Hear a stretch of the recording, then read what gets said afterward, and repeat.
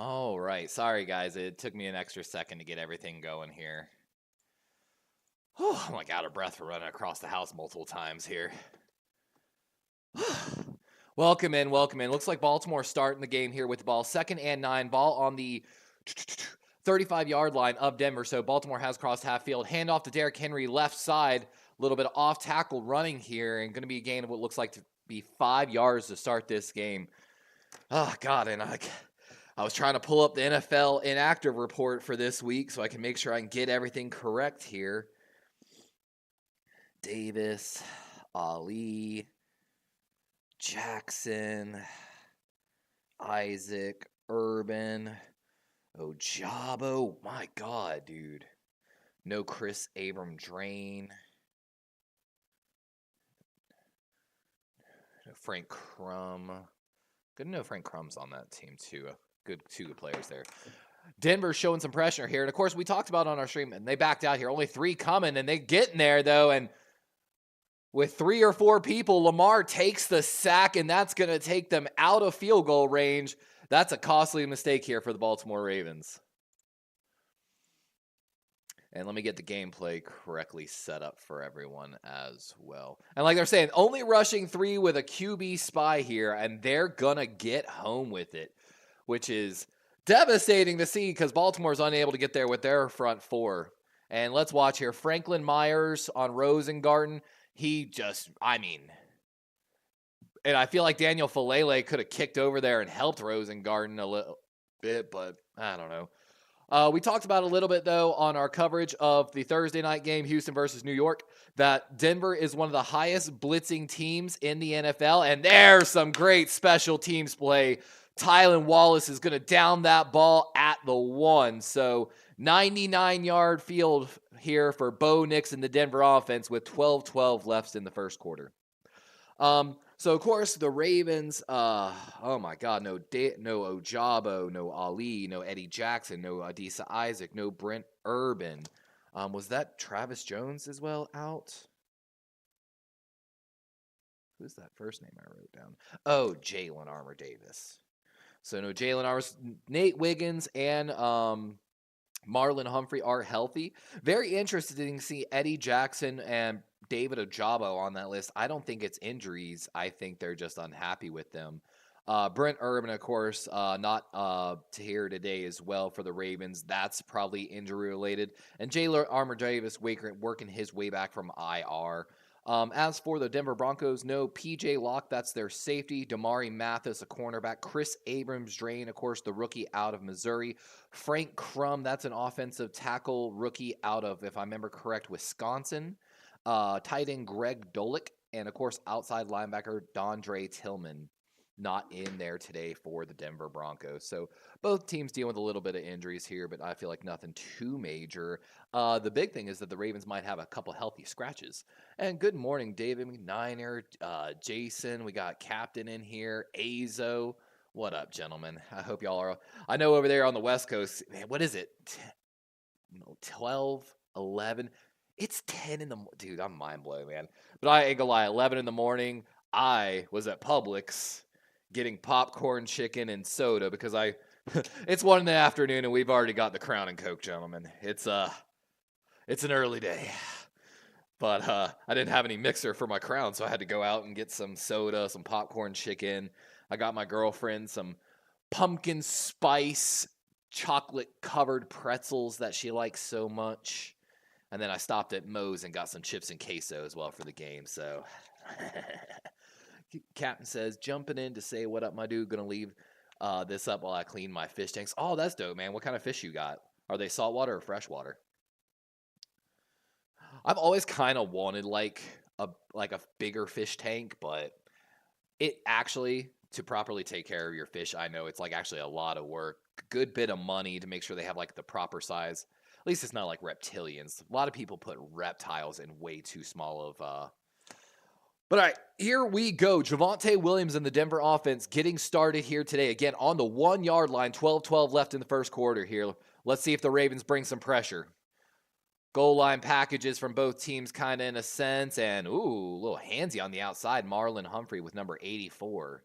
Not quite sure on the number there.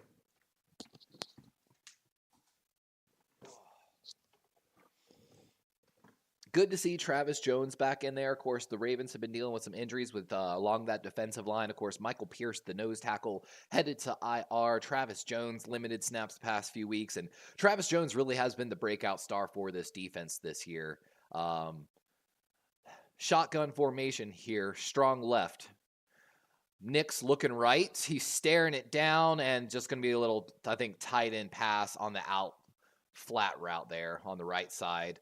Going to bring them in a third and short, but I mean, that's what you got to do. When you've got 99 yards to go, you have to just worry about getting that first down and nothing else. And I think that was Troutman that with the catch coming back into the formation here. 11 of 17 on third down conversions last week versus the Carolina Panthers. Of course, that is the Carolina Panthers, one of the worst defenses in the NFL, but that's still really good from a rookie no matter what. I've actually been a huge fan of Bo Nix. His numbers flashed across my draft process. Ravens showing pressure here. They back off, only bring 4. Short outlet pass on the left side. And I think that's Sutton. I'm sorry, that's Vele, the Utah rookie. And what a diving catch here. Just 1 yard past the first down. That's great route running, great understanding of how deep you got to get. Of course, you'd love that ball to be delivered a little higher by Bo, but at the end of the day, it's also at a place where it's either his receiver gets it or nobody gets it, which is how you throw the football. 1st and 10 here for the Broncos. Ball on the 13-yard line. 10-15 left here in the first quarter. Ravens bring a corner net back blitz and short outlet pass to the opposite side. Good job by Bo to understand where the Ravens coverages were probably shifting on that one, would be my guess. So they brought the blitz from the right side of the Denver's offensive line, but my guess is that probably the defense shifted to fill the hole behind the blitz because, generally speaking, you throw to the blitz, but you can shift coverages now in complex NFL schemes. I shouldn't say complex schemes, just good communication and understanding of the routes. Trips right here, motioning back to the left. Handoff going up the middle, and going to be a first down run there. I'm guessing that's Javonte Williams. And it is. And there they're showing Bo Nix 1 of 2 in the first 3 games. Last 4, he, of course, won the October Rookie of the Month award from the NFL. 4-1, 8 touchdowns, 1 interception in those 4 games. Maybe he's Mr. October.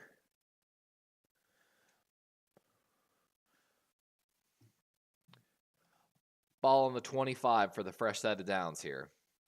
Bo, good drop. No pressure from the Ravens initially. He's going to have time to roll out to the right. Still buying time, and he's just going to toss this one away smartly. Ravens brought a very weird, almost looked like a delayed blitz, or it was a blitz that just was badly timed. And it just ended up resulting in Bo not really getting pressured right away.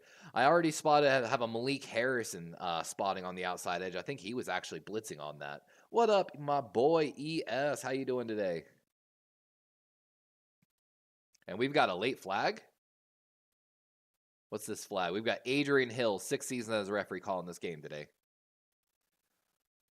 Ooh, offensive pass interference. I mean, Sean Payton likes to run those pick routes.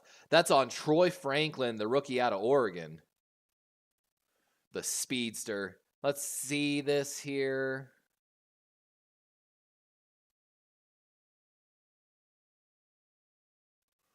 It was a screen to the running back blown up on that last play. That's why it was really weird looking. And yeah, that's unfortunate. Troy doesn't understand that the play's off timing, and so he's downfield trying to block for the running back that's supposed to be coming. Look at that Halloween arm brace there he's wearing. That's dope. 1st and 20 after the penalty. Hard count here by Bo. Handoff going right side, off guard, and pretty solid gain. Looks like about maybe 7 yards back. And this clock really, I feel like, took a lot of time off, with the flag. But, it's just that style of offense they're running. They are picking up the pace here a little bit, though. Shotgun set here. Strong right from the Broncos. Bo looking over the middle, going left, and good throw. That's Sutton this time. And he's got to catch our Darius Washington, the man in coverage for the Ravens. And that's the things that, or is that Brandon Stevens? I saw Washington there. Yeah, it was Stevens. Let's see. Yep. That's perfect coverage by Brandon. Stevens is on him, man. Like, but that's just a great back shoulder throw by Bo Nix to Cortland Sutton. And that has been something the Ravens struggled. We even saw Keon Coleman catch one of those balls against the Ravens in the Baltimore game. And Bo killing the first play, identifying the blitzer potentially on the right side of the offensive line here. They're running that way, and that's going to be a game what looks like to be 3 yards. So it should be a 2nd and 7 here. Oh, let me get NFL Game Center up so that I can get all the numbers across the league. Oh, yeah, let me get officially betting open as well. So officially betting is open via the Streamlabs bot. Deep drop from Bro all day. Got a man underneath, and that's number 84. And he's going to be about a yard short here.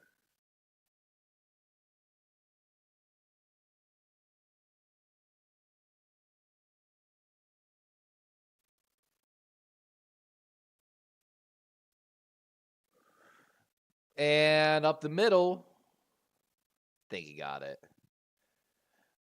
I love how they're talking about the Denver fan base right now, saying that, I'm sorry, Denver, we haven't been there in a while. There's my NFL Game Center. That's what I'm looking for. And look at Marcus Williams. I don't like the way, man. Seth Messer. Denver is getting me annoying every single time we can't beat Denver. Yeah, we are 10-6 all time against Denver. The last time we met Denver was in 2022. It was a 10-9 game, and Lamar Jackson left in the first quarter with a knee injury.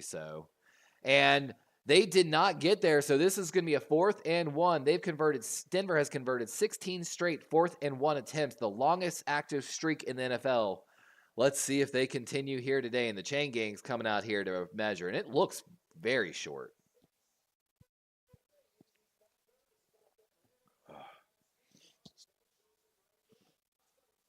Of course, since 2008, Baltimore has a 19-2 record coming against rookie quarterbacks. I think Dan Jones, Jalen Hurts, maybe? I don't even know. Not a lot of rookie quarterbacks, but Bo, I talked about this with one of my friends who's a Denver fan. Bo underrated on his intermediate throwing accuracy, actually, and really good under pressure, which it didn't look like that at the beginning of the season. And Bo's killing the play, first play here on the 4th and inches. I'm guessing this is a running back play to the right. And it's a toss play going right. I fucking called it. Oh, this is going to be close depending on the spot of the ball. And the ref is saying it's a first down. Sideline ref right there. I mean, guys, even I knew where the run play was going. I knew the kill was the kill for the QB sneak. If you didn't see after that, Bo literally went to the right with his fucking head. 3 times basically before the run. And then a motion away, I'm like, it's definitely a run outside at this point. And Harbaugh's going to challenge here.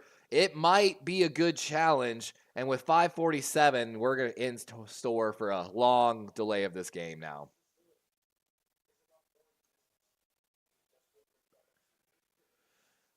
And I mean, we'll look at the spot here. So he's coming down.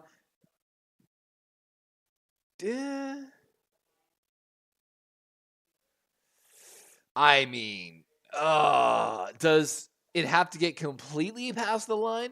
Does it just have to touch the line to gain, like touchdown situation? Is it halfway of the ball has to get past the line? That's a fat line, actually. This is going to be a good one, actually. Harbaugh generally does not have a good record with challenging plays, but he might win this one.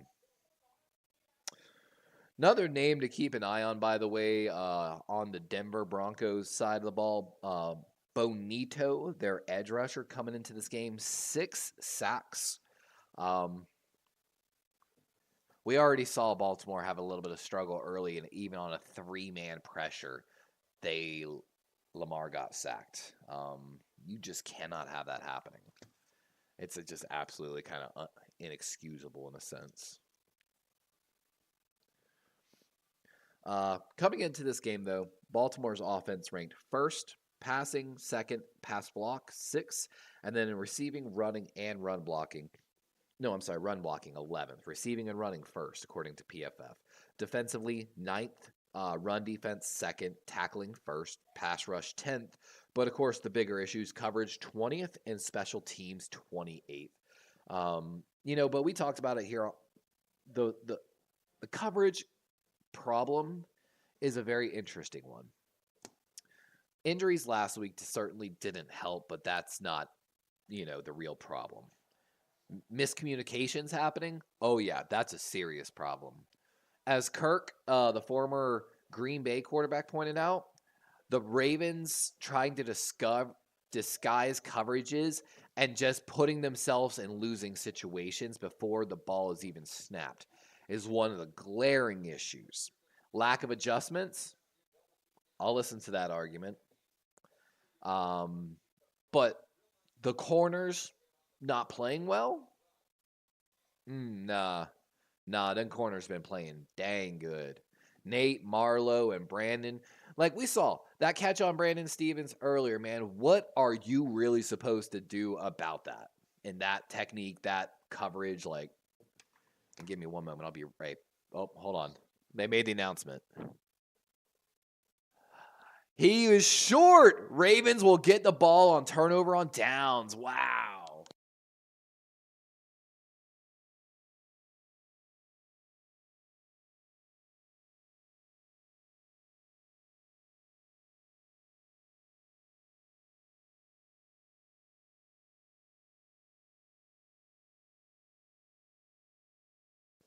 So the Ravens are coming out here. Lamar under center. 1st and 10. Zay the motion man. Handoff going up the gut, and there is no push, man. There is no push. They were maybe a yard deep, and they got stonewalled, all 3 of the interior offensive line. And someone on the Denver defense, I think it might have been Surtain, talking a little smack right there, number 2. A little bit of talking after the play. Now, here's a guy. Oh, God. That's the first. All right, hold on. That's the first time I've heard. Now, here's a guy. Vance Joseph, the defensive coordinator here in Denver. I think he got some interviews last year for head coach. And there comes the blitz up the middle. It got through. Little screenplay to Justice Hill, though. Took a minute to set up, and a first down plus some yards. That looks like a gain of maybe 14 or 15 yards. And Deontay Johnson was out there, but we've got a flag on the play. And Moss, the safety here, or cornerback, I'm sorry, for Denver's pointing back towards Baltimore. So I think this is coming back. Holding offense. I don't know. Just the way this ref talks just sounds weird. Maybe I'm just being one of those guys. Let's see. Oh, yeah, that's an absolute hold on McCary. Oh, that was such a bad block on McCary. Perfect play call. Perfect. Why is McCary like, what? Bro, that was so obviously a hold. You grabbed that fucker by the neck.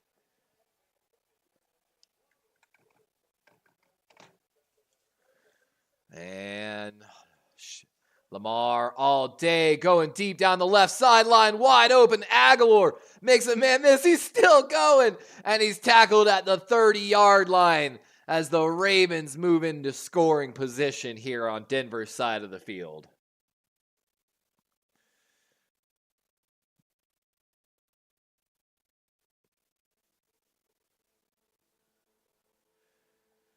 Good job by Rosengarten, the right tackle, the Ravens on that snap, on an island and just mirroring back left and right, keeping Lamar clean.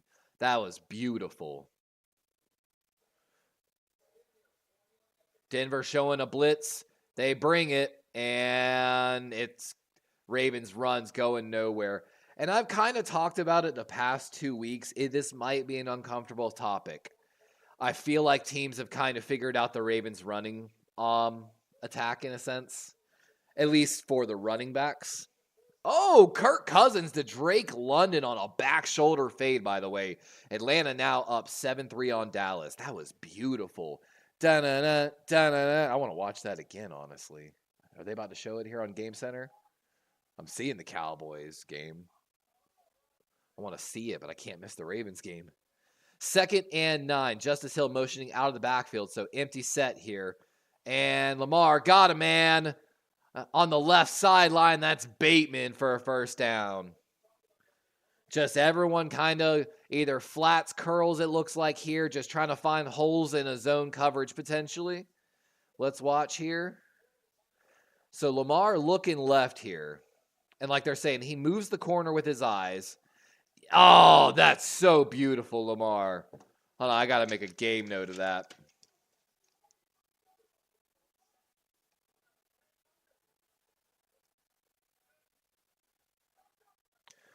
And run going right. No one there on this play. Bad coverage by the Broncos, and Henry's out at what looks like the 2-yard line. Or I'm sorry, the 7. My apologies. And we've officially got me and ES's bets in. For those that don't know, let me actually add some loyalty points to all current viewers. So for those that don't know, we have fun little games and stuff like that here on the channel. Added 1,000 loyalty points to all current viewers. You can bet on games with loyalty points, no real money involved. You can play dice rolling games, slots, pirate hunts. Oh, and you got to love, Derrick Henry just ran into the back of McCary and pushed him forward. And we've got some pushing going on after the play here. McCary needs to chill out. If he catches a flag on this, I'm going to be upset. I'm going to be super upset about this. There was a lot of extra pushing, and I think McCary at the end was the one really instigating. McCary didn't move everyone across. McCary got stonewalled, and Henry ran into him. No. Whoever is calling this game is so freaking dumb. Whoever is calling for this game, was that Tony Romo that just said that? He's like, look at McCary. Look at him. Just, giving McCary all the credit. McCary was pulling on the play. McCary met his first guy and got stonewalled.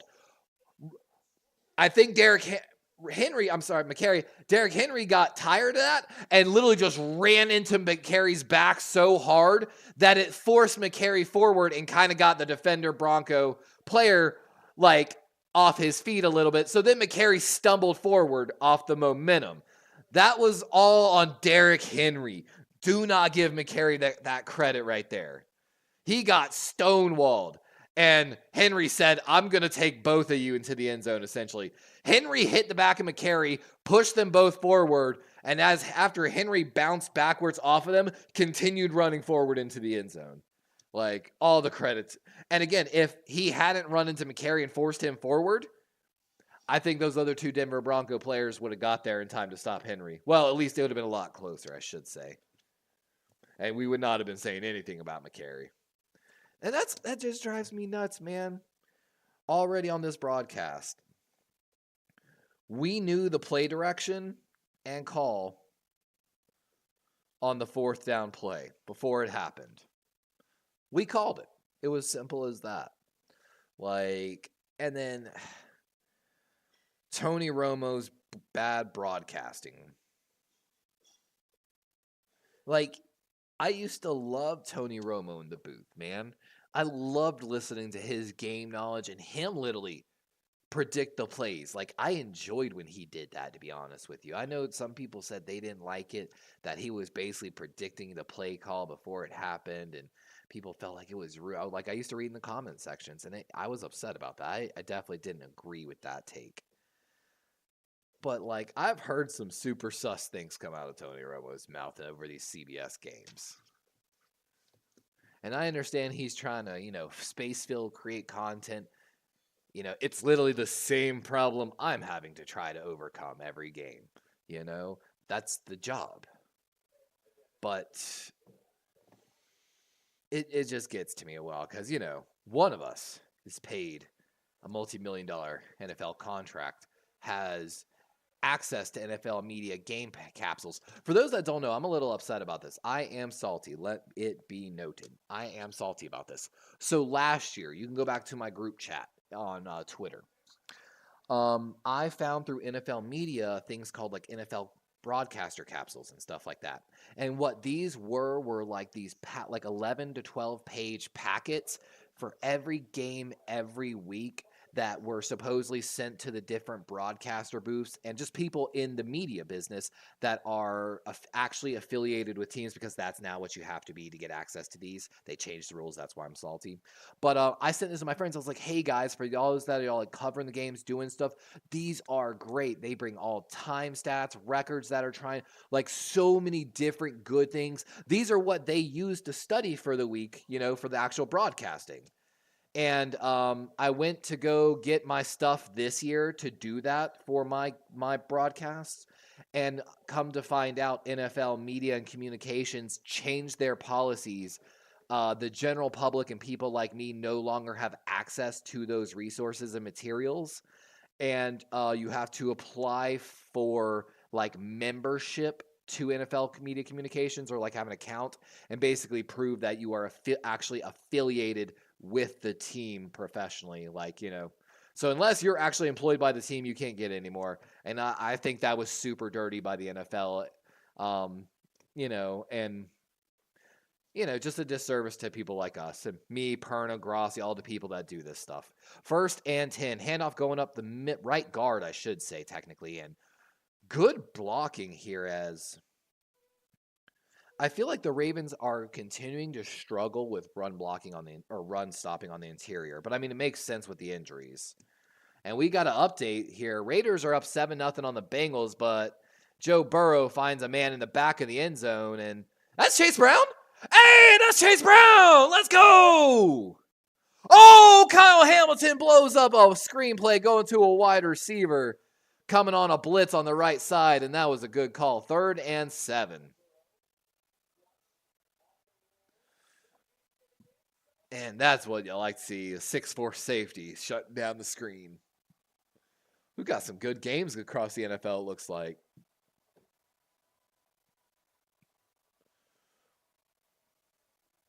Trips left here for the Broncos on the 3rd and 7. Let's see if Nix goes there. He's looking there. He's getting pressured by Roquan, rolling out right. He's got some space. Oh, back across his body. And open and huge play to number 33, Javonte Williams. That is usually a throw you tell a quarterback not to do, but all of the Ravens sold out with Nix rolling out and just left Javonte wide open. I mean, you've got to be disciplined. Like, I understand 1 or 2 people go, but at a certain point, discipline, guys. And the Broncos are across the 50 on that, and Nick's going to run it up the middle, gain a 2 on the play. Going to bring up a 2nd and 8. And I think he just yelled something about the play. Oh, they're moving to no huddle right now is what he's going. So Nick's moving to the no huddle now on the Ravens side of the field. That's actually a great call by Sean Payton. Trips right. Soul man left is Sutton on the play.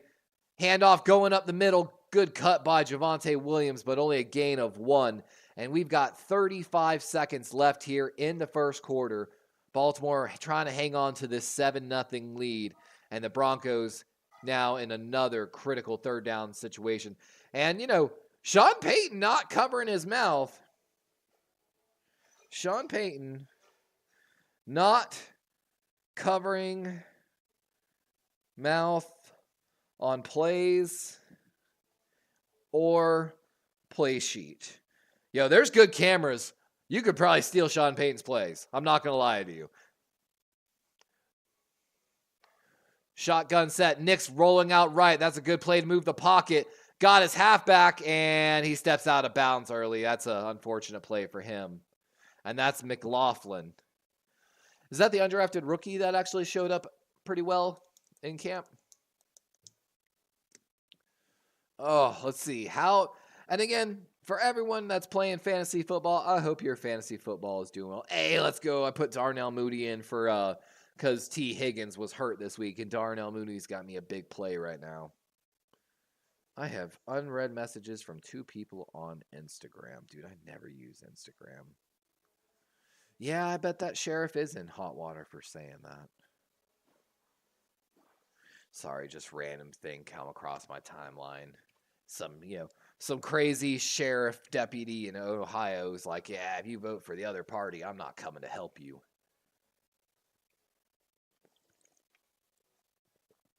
Oh. Public service is nonpartisan. This tastes like I could have put more Crown in that, to be honest with you. Let me see. I'm playing Tig for the win today on one of my teams. Oh, that's going to be a good game. He's got, his Commander's defense already. Did they get score on defense? I think they did. Of course, Devin Singletary's getting carries now. What the? Everyone's rooting for me in my sleeper fantasy football league because my one team is playing the guy who's in first, who's 7-1. And of course, one of my teams is like dead last, basically, or tied for dead last. That's playing him. That's the thing. I'm tied for dead last, but I'm up 30 points right now and predicted to beat the number 1 guy in the league by 20 points right now. I am going to try to claw my ass back into the playoffs so hard on both of my teams. I'm trying to make that. Again, both of my teams at one point were 2 and 5 basically. Now one's 2 and 6 and the other one's 3 and 5. So both of my teams were 2 and 6 to start the season. I'm gonna try to claw this back and get into the playoffs and win this league. Honestly, it's gonna be mad hard. I can't even lie to you, but I've got a chance. I feel like I've got a chance. JK needs to get this touchdown here. I don't think I really wanted to start JK. Garrett Wilson got me 30 points on Thursday. That was a great start. I actually started Cameron Sutton, so that kind of hurt me. Oh, God. Like they're saying, Baltimore, just don't jump off sides here. And Jonathan Brooks might come back this week, which would be huge for my fucking team. 4th and 4 here. Denver going to go for it. Empty backfield here. Ravens show double blitz. Bo killing the play. They're going to keep bringing the blitz. Bo going to throw it deep. He's got Sutton wide open. Oh, that's not Sutton. That number, whoever 16 is. Oh, that was Franklin. He had him. Bo just slightly overthrew him. But Troy Franklin had that route. That was a touchdown from the slot there. Working on Arthur Mullet and dude, that is not even close. Oh my God. I know Arthur Mullet's coming back from an IR injury, but holy crap, that's terrifying how far he just ran by him. There was no move. It was just straight speed. Straight speed. Don't say we stopped. Shut up. That's the second time Baltimore stopped them. We didn't stop them. They missed a play. Lamar got a man over the middle, makes a man miss. That's Zay. Makes a second move. Oh, and a face mask, and he's screaming to the ref. And what's worse is that ref who's right in front of him is not the one that threw the flag. It was so obvious. What is with these people grabbing the face mask this year?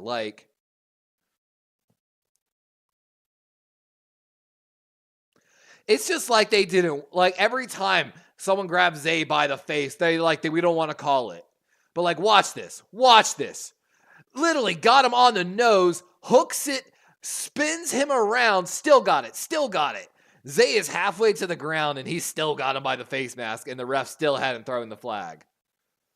Let's watch this here. Ooh, what a throw.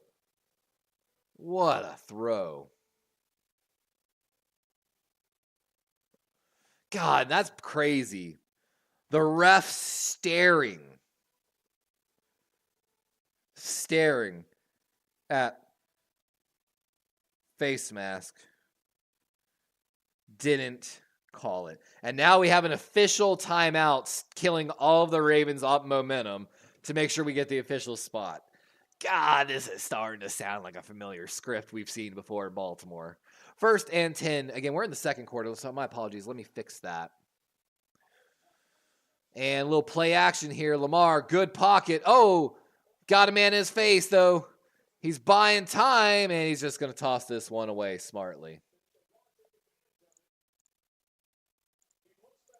And we've got a flag. Let's see what this is now. I forgot to update the score, too. I'm so far behind. Okay, interesting. Let's see. Before the pass, holding on Pat Surtain.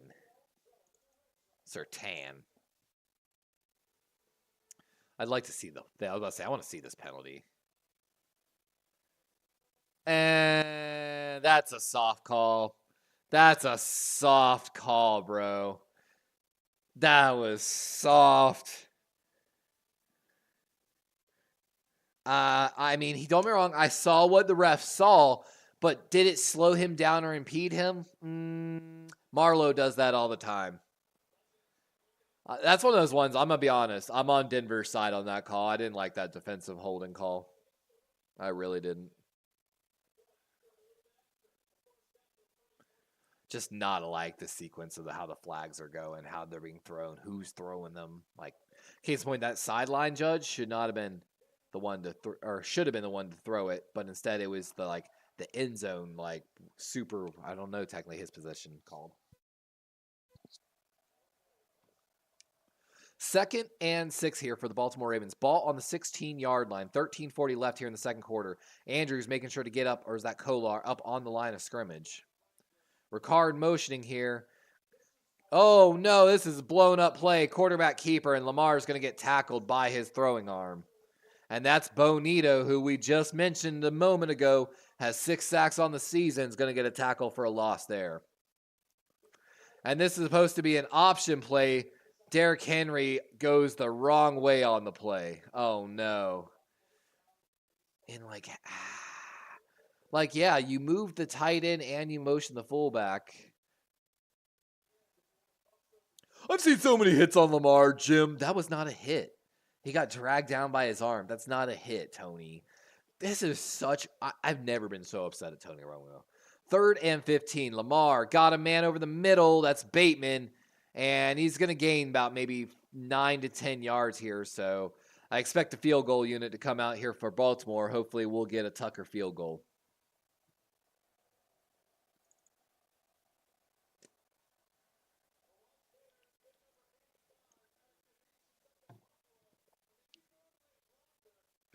Now, we talked about kicking cues last week. Here comes the kicking cue. Watch Justin Tucker drop his shoulders. Wait for it. Oh, he did a head nod. There was the shoulders, though. The head nod, and then he does a shoulder drop. He didn't used to do the head nod, though, I swear. And, of course, Tucker's good. And Baltimore now going to be leading 10-0 here with 12 minutes basically left here in the first quarter. I mean, Denver's not playing a bad game at all. The penalties have been really costly. On that 4th. And like I said, I hated listening to Tony Romo mentioning it a moment ago. Oh, Baltimore doing a good job of stopping. No, that last one on that 4th down, Baltimore did not stop Denver. To say that is a gross misrepresentation of the game. And that's one of those ones where, if you're not actually watching this game, you'd be like, oh, Baltimore's D lockdown. And, you'd probably be looking at Denver and be like, oh, man, what the hell? Meanwhile, while you're watching the game, you're like, damn, dude, if Bo had taken 5% off that throw and made it about a yard shorter, Troy Franklin had easily 2 to 3 yards, I feel like, on Arthur Mullet. And again, no move, no nothing, just ran right by him on a go route. And like I said, 5% yard shorter on the throw, Bo would have had a 4th down touchdown and we would be talking about how bad the Ravens coverage unit is. Like they'd be harping on, like, right, if he had made that catch, we would have been talking about how the coverage problem for Baltimore. Tony Romo would have gone to that point on his stat sheet. But here's the issue. Instead, he's like, no, Baltimore, oh, that's great. Baltimore stopping them. Oh, man. Again, Baltimore didn't stop him. If I was Tony Romo, I'd be like, Baltimore got away with one there. Would have been my first words from Tony Romo. But, again, what do I know, guys? There's a reason.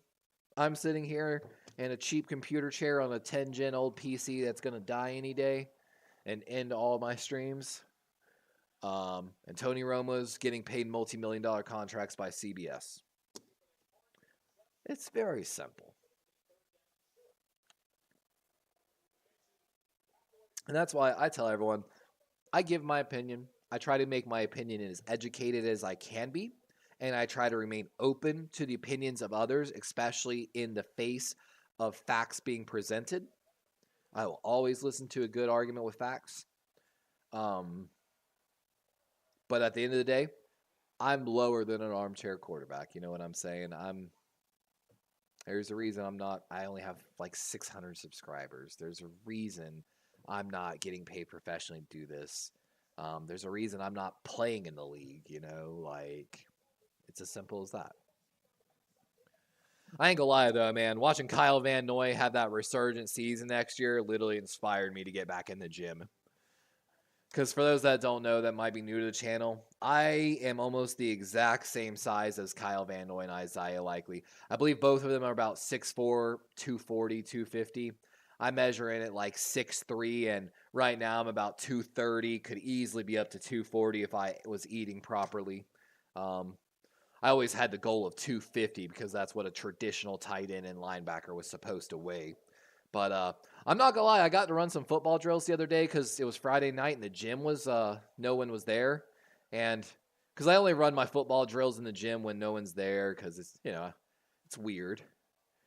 But man, I saw such a significant improvement in my speed and technique.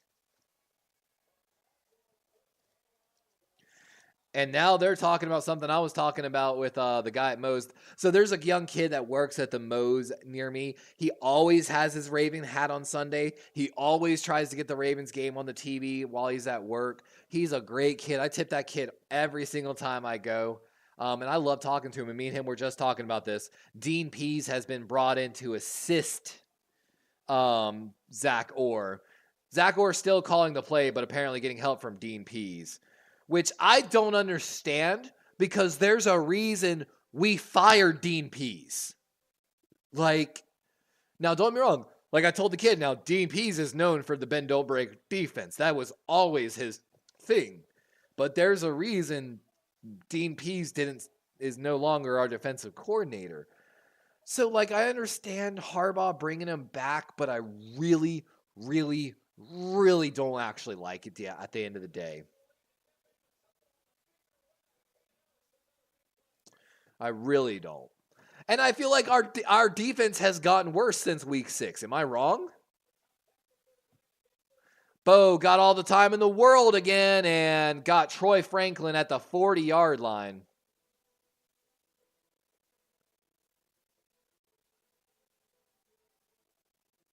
First and 10 here after a first down.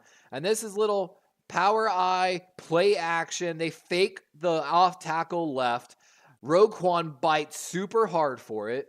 Roquan then unable to get back to where he's supposed to be. Jerome Simpson also looks like he might be out of place as well, covering something underneath. And yeah. And there's the run play going left. So they fake that play going left, then run that play going left. That's good play calling, actually, by Sean Payton. And it's clear that he really,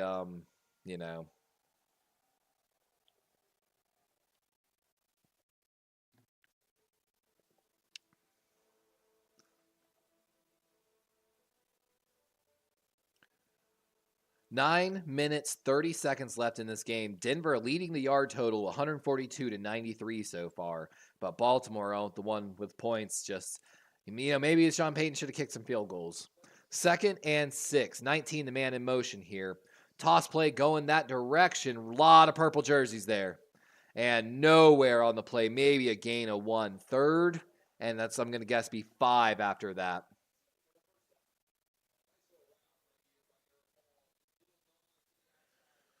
Oh.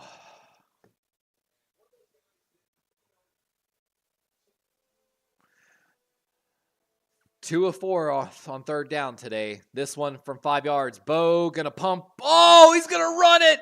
And he slides down at the 19. He just pump faked Roquan into oblivion. Roquan was coming for him. He thought Bo was gonna scramble. Bo pump fakes. Roquan bites so hard, and Bo just runs right around him to his left. And we've got a no-huddle offense here from Bo now. Looking left, going there, and Stevens might have messed up that coverage a little bit, potentially. Cortland Sutton on the catch again, and just we're seeing the same type of catches from Cortland Sutton. Good job by there. I think that's Taupo, 62, recently brought up from the practice squad, getting some reps in there at nose or defensive tackle right side. And it just kills me because what I saw in preseason, he wasn't that good. Stevens in coverage against Sutton, and when they've got a flag, and let's see. I mean, it was a lot of hand fighting, but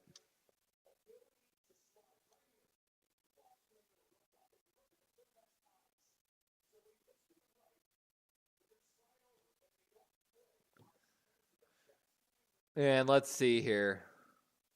Brandon Stevens, press coverage, retreating, got hands on him.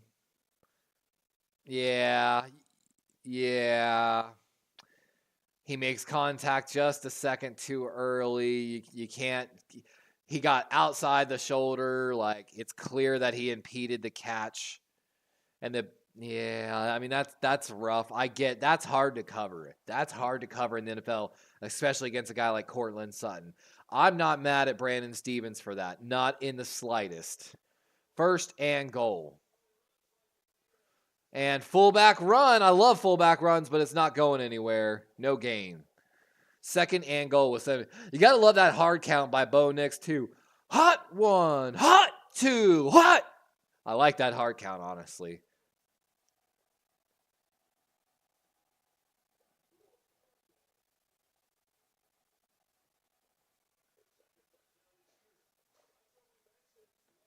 And little play action. Bo, he's trying to throw this one away and smartly gets it to the line of scrimmage and out of bounds. Good throw by Bo.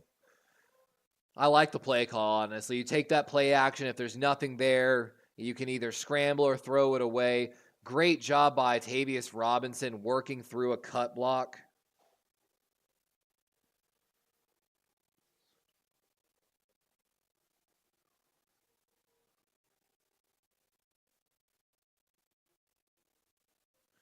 And I'm sorry, I take notes on plays that happen during the game and observations, just so if I'm ever looking back or thinking about the game or asked about the game, I do have my notes on it. 3rd and goal, strong right formation, and Bo gonna run a bootleg, gets blown up, got a man, oh, and Bo just throws it a little high. He had a wide open Jordan Humphrey in the back of the end zone. And 4th and goal here on the 1. What is Denver gonna do here? David says, Broncos aren't built to come from behind. I mean, yes and no. Don't sleep. Once Bo gets on the same page as Troy Franklin, wait for it. Cortland Sutton's a monster. Their pass blocking's actually 3rd in the NFL, but that's a lot due to Bo Nix buying time. And like they're saying, throw the fade to Cortland Sutton. Little trick play. Cortland going to throw it. We got a Philly special. Oh my God. Bo Nix caught it for a touchdown. Bo with a contested catch.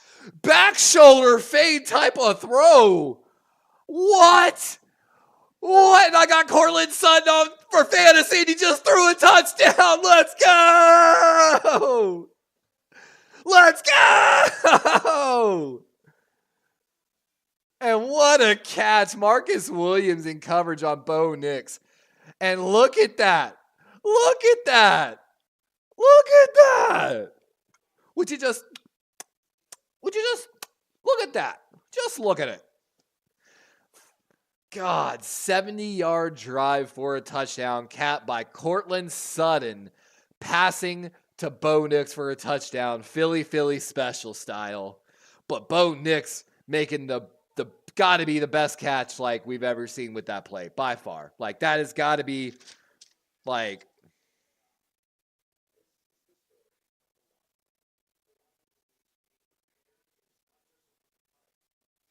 That's just, Perno's got to be losing his mind right now after that. Like, and I would be too, man.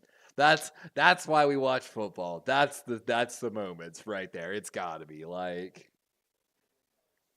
Kenny said they've gone for it on fourth repeatedly. Yeah. Well, I mean, if you look at it, before this game, they mentioned on the first fourth down that the Denver Broncos went for, they had converted, like, I think it was 16 straight fourth down conversions, which was the longest active streak in the NFL. So, I mean, and Kenny, like I was mentioning, I don't know if you were here earlier, that second fourth down where they had to turn around downs, Baltimore did not stop Denver. Bo Nix just was a little off timing on Troy Franklin. Troy Franklin had like a 3-yard gap on Arthur Mullet on a go route. And in the end zone, Bo just missed him by, like I said, a yard maybe. So 3 yards of separation with a 1-yard miss. Like, Troy's got that deep speed. And if you know, like we found some of these shows, I talked about, there were a few guys in this draft that weren't going to be super high draft picks, like first-round guys, but had the ability to be great deep ball home run hitters, also with the potential of returning specialists and, yak guys. The screen game's strong in the NFL. The number one highest rated on the boards was Franklin. But you also had guys like Whittington from Texas, Taj Washington from USC. Oh man, there's like 2 or 3 other guys. Actually the guy that the Wilson from NC State, even though he doesn't have the great speed, I still think Wilson from NC State or Florida State, I'm sorry, that went to Philly just needs to convert to tight end, man. I think he would be an absolutely dominant tight end in the NFL if he would just put on some weight. But Troy was the highest rated guy on the draft boards. Baltimore actually had several interviews with him. They really liked him. He got mocked to the Ravens a couple times, and Bo Nix, his first career receiving touchdown. And there's Sean. He's looks like he's coaching Sutton about around. You got to love that. The head coach is over there with his number one wide receiver one-on-one, and you can see he is literally coaching him away. When they give you this on this type of coverage, make sure, you do this or you cut underneath, like. And good return here from Collier. Again, Hardy on the IR for the Ravens. And that's the thing that killed me, man. Killed me. I was one of the few people in the Ravens camp that said, hey, I know we did this thing for Hardy, but I really don't like it. I don't want it. I want to give Tylan Wallace the job, and I'd much rather just develop a younger guy. Take a guy in the draft who's got returning potential that I at least can then, again, try to develop into a wide receiver. And the Ravens didn't go that path, and meh. Throw over the middle, Zay with a huge catch. And there's a Zay Flowers sighting. I know Kenny's happy about it. And down just past the 40-yard line. They're saying Lamar did a little bit of a jump pass, and let's watch this. Zay just, yep. I mean, whoever number 21 is just can't keep up with him speed-wise. And this ball kind of behind Zay. Zay has to stop and come behind him. That's a great catch by Zay. That's hard to make that adjustment and come back. Ricard motions into the backfield. Little 21 personnel from the Ravens. Handoff going right side. Denver loses a little bit of outside containment, but able to run it down in pursuit. Gain maybe 5. 2nd and 5. 6:15 left here in the second quarter of football.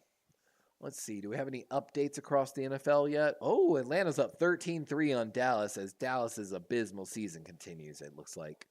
It ain't over till it's over, but oh no, they're going to score again?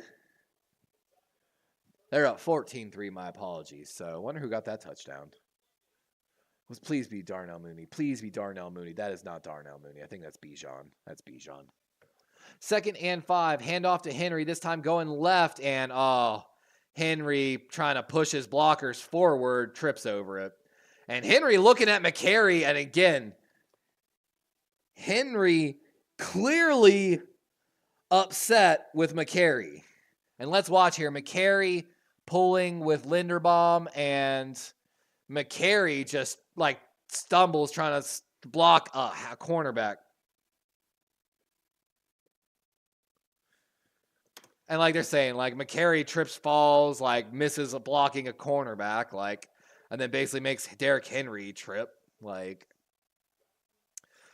Lamar going deep down the left sideline, Justice Hill, and what a catch by Justice Hill. Tackled at the 6-yard line. And that's why Justice signed an extension. That's why he signed an extension. And that's Ellis, the linebacker, I think Utah?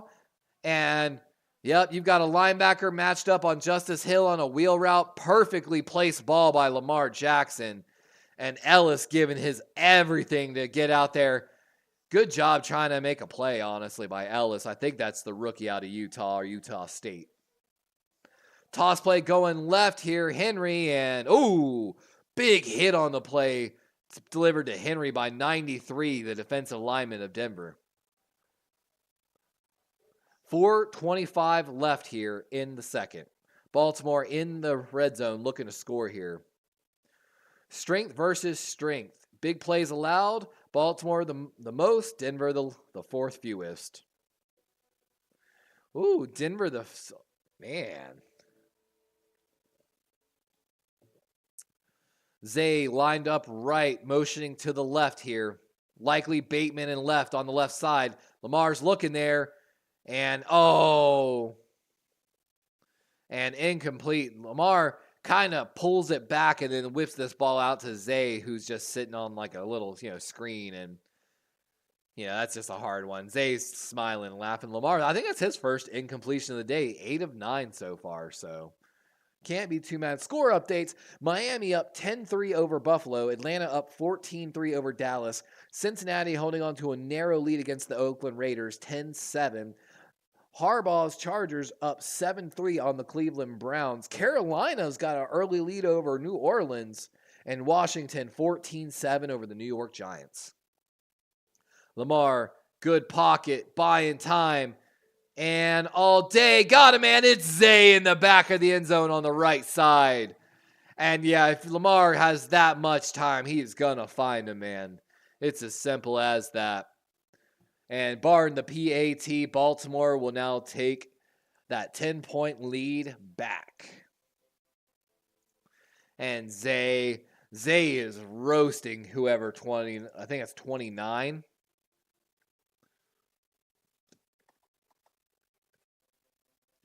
It's just, Zay's just kind of running by around people in a sense. Like Kenny says, it's Zay Day. I know, right? You're telling me, Kenny, in our sleeper league, I made the last minute choice. And I actually started Cortland Sutton against my own Baltimore Ravens today. Which, I'm telling you, that took some internal, your boy had cognitive dissonance. Internal arguments with himself, having to start Cortland Sutton. And then what happens? Cortland Sutton comes out here and throws a touchdown pass. And for those that don't know, a few weeks ago, like in my sleeper league, both of my fantasy football teams were 2-5, which my plan is always to start slow and come on later in the season. I played my own self. It was that one time I had to play myself. So no matter what, I was taking L. So I've got a 2-6 team and a 3-5 team. So my 2-6 team is tied for the bottom of the league. I am currently playing the 7-1 leader of the league. I'm predicted to win by 20 points currently. Garrett Wilson got me a strong 30 on Thursday night. And Cortland Sutton, I'm guessing with that touchdown pass, is definitely helping a little bit. Bo Nix will make you famous like Billy the Kid. Sertan's actually having a good game. It's whenever Sertan's not on Zay Flowers, that's when Denver's starting to have some coverage issues, it would seem. Um, I told Perna, I actually really do like Bo Nix. Because Kenny knows, and for those that know my channel, when I do my draft specials, which I've done for 2 years now, I only focus on guys that are generally predicted to be third round later. My first year, I had some exceptions, for like people and stuff like that. But it's focused on third round and later guys. But while I'm doing my research and I'm combing through numbers and percentages and grades, and checking like schedules, Bo flashed in my numbers several times. I think if I remember correctly, it was like big time throw percentages under pressure, play action, time to throw, like intermediate accuracy. He was one of the better intermediate accuracy guys actually in this draft class, which didn't get talked about at all in the draft. So like I said, I told Parker, Bo, when Denver took him, if I'm not mistaken, was it 11th? It was the 9th or 11th. I didn't hate that pick, to be honest with you. I really didn't. I thought it was a solid pick. It definitely gave the franchise direction, which they desperately needed. It gave them hopefully direction for the next 4 to 5 years. It definitely looks like it's going to. And after, they didn't have to give anything to get it. And that's the big thing. They didn't sacrifice the future of building around Bo Nix to get Bo Nix. And that is so critical. Like the Carolina Panthers sacrificed too much. What was it, Mike Tannenbaum? Anyone see that stupid Myles Garrett trade? Myles Garrett was like, the Browns should give Myles Garrett to the Panthers, or like, to the Browns, or for 3 first-round picks, a player, and a second-round pick. And everyone's like, what the fuck is Mike Tannenbaum smoking? Like, Kenny says, my fantasy team, besides CMC, all rookies or first, second round. And I feel you, Kenny. That's how my ESPN league is. And I tried to do different in my sleeper league. I didn't want to do the same teams for 4 different leagues. Kyle Hamilton, probably man coverage. Oh, is he blitzing? He's blitzing. Here he comes. On the safety. Or on the running back, my apologies. And Bo buying time. Good coverage there by Jerome Simpson. Bo tried to deliver one tight there. Oh, I'm only predicted to win by 10 points now. That's scary. It's because J.K. Dobbins. Oh my god, I keep getting a mustache hair that's like going up and tickling my nose and it's driving me nuts. J.K. Dobbins is super behind on his point production. Batted down at the line of scrimmage. That's Broderick Washington getting a pass deflection. Good job by the defensive lineman there. Kyle Pitts is behind. Cameron Sutton is technically behind as well. Ravens defense getting there. Spillane needs to get some more points. Of course, Leggett got a receiving touchdown. Jalen Coker's already got 5.6. Oh. Of course, and I grabbed Jalen Coker. For those that don't know, Jalen Coker was one of my guys on my draft special this year. So now that you're seeing him start to blow up a little bit in Carolina, I can say again, I told you so.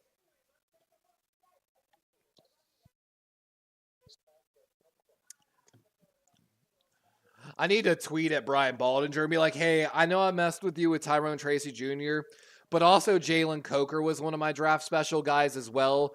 Can you talk to someone? Can you get me on an NFL bit through Team Meet or Skype or something?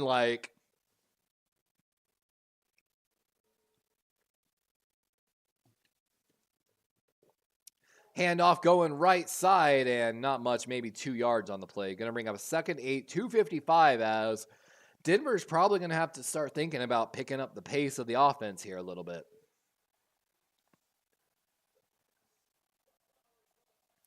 Oh no, Kenny just gave us an update. Chris Olave carted off after a massive hit. Ooh, that's going to hurt. I hope he's okay, man. I feel like he's dealt with a lot of injuries this year. John Elway had a touchdown catch. Now Bo Nix is in rare company with John Elway, second quarterback for Denver to have a touchdown reception. And a little play action here. And Bo gonna run for it, escapes and dives for the first down. Down at the 21-yard line here. So Denver just outside the red zone. And that's going to bring us to the 2-minute warning. Give me one moment. I'll be right back, guys.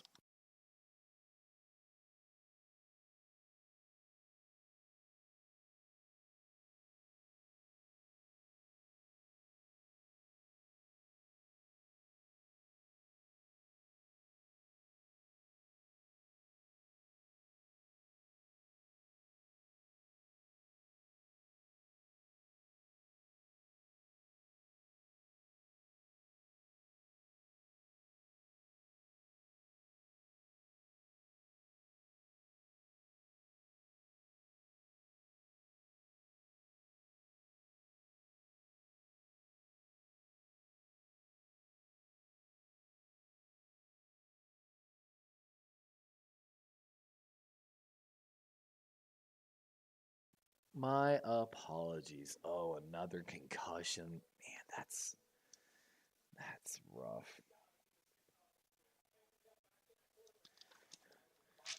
The real problem is I have all these notes, and I'll probably either A, never read them again, or did Spencer Taysom Hill got a touchdown? Did he throw it? Is Taysom Hill back in fantasy? 7-yard touchdown run by Taysom Hill. So they went Wildcat. A little bit quarterback power left, and Taysom just runs it into the end zone. Yep, easy. Looks like an Army quarterback running right there, to be honest with you.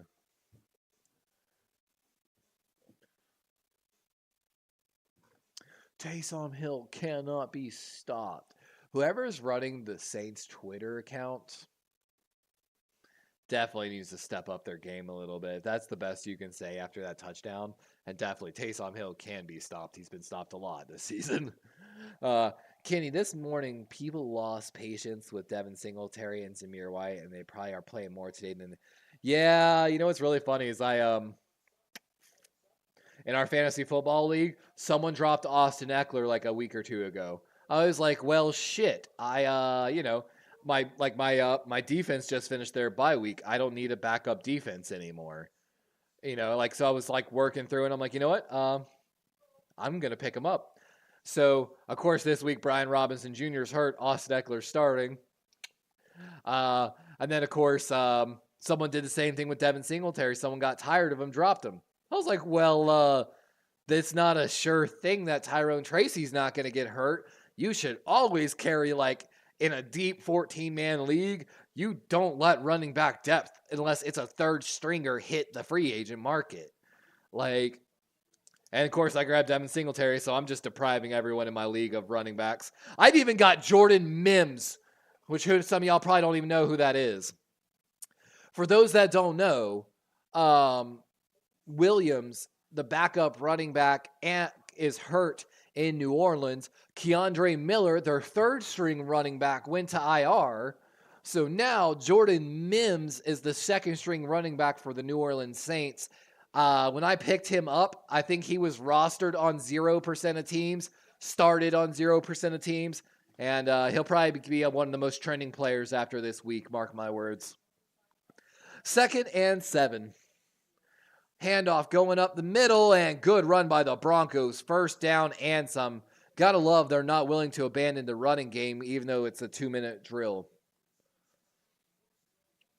And like they said, just a little halfback wham there. And I think we got a timeout, 1:18, as the clock is stopped.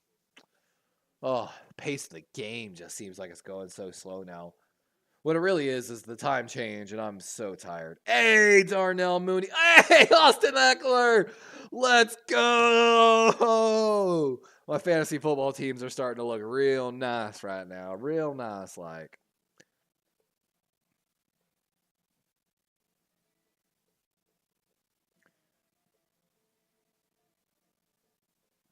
Let's go. I hate to say it, though. I need Courtland Sutton to score again. And Baltimore used a timeout. Harbaugh pointing at his eyes, definitely trying to say something there.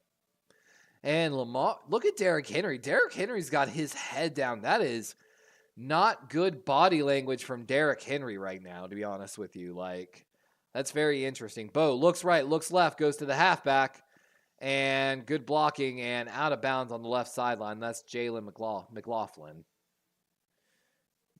Nick Chubb, okay. Jordan Mims already getting some carries. Darnell Mooney's got me 17. Okay. Austin Eckler's got me 12 already. Okay. Yep, Devin Singletary's got 3, but he's on my bench. Okay. And I'm excited. I'm going to get Jordan Brooks back here soon. And the rest of my league's not ready because, like, my defensive lineman's going on bye week this week, which means I get to not worry about a backup defensive lineman, which means I'm going to take more running back depth in the league. I'm going to make it impossible to find a running back in my league after this week.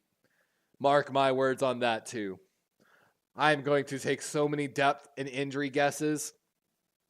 And I was explaining this to my girlfriend as we're in 3rd and 7 here, timeout by Baltimore. I don't wait for injuries to happen. I predict in my head my own probabilities. I say, hey, this guy's played this many snaps. When was his last injury? What was the injury? How significant was the injury? And again, running backs are, like, I believe, the most often injured position in football. It's a given that injury is going to happen. So it is the one position in my mind, fantasy football-wise, you have to try to predict an injury, especially if you're trying to get the upper leg on your league. At the end of that draft, when there's not a lot of depth, you're not going to find those key pieces. You've got to predict injuries, and that's how you get ahead. Oh, I missed what Jaden Daniels was. I'll have to go look at it. 3rd and 7. Ravens showing pressure here. And Bo's killing the first play, getting a change here. Double twin stack formation right. Let's see if he goes there. Cortland Sutton at the top of the screen. Bo, good pocket. He's rolling out. Oh, he's got a clear path to the end zone, and he's going to waltz in. We've got a flag, but it's probably a holding call against the Broncos. Bo looks like he knows it is. Showing a little frustration, talking to the ref there. And like Tony says, it's almost always holding.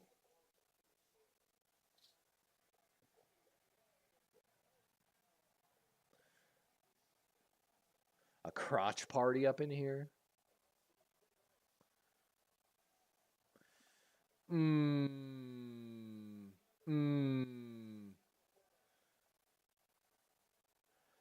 Okay. I wasn't sure, and then he just, yep. And yeah. It was all good until he literally bear hugged Kyle Hamilton. I was actually about to say that was a bad call until that last review. 3rd and 17 now. Ball on the 19-yard line here.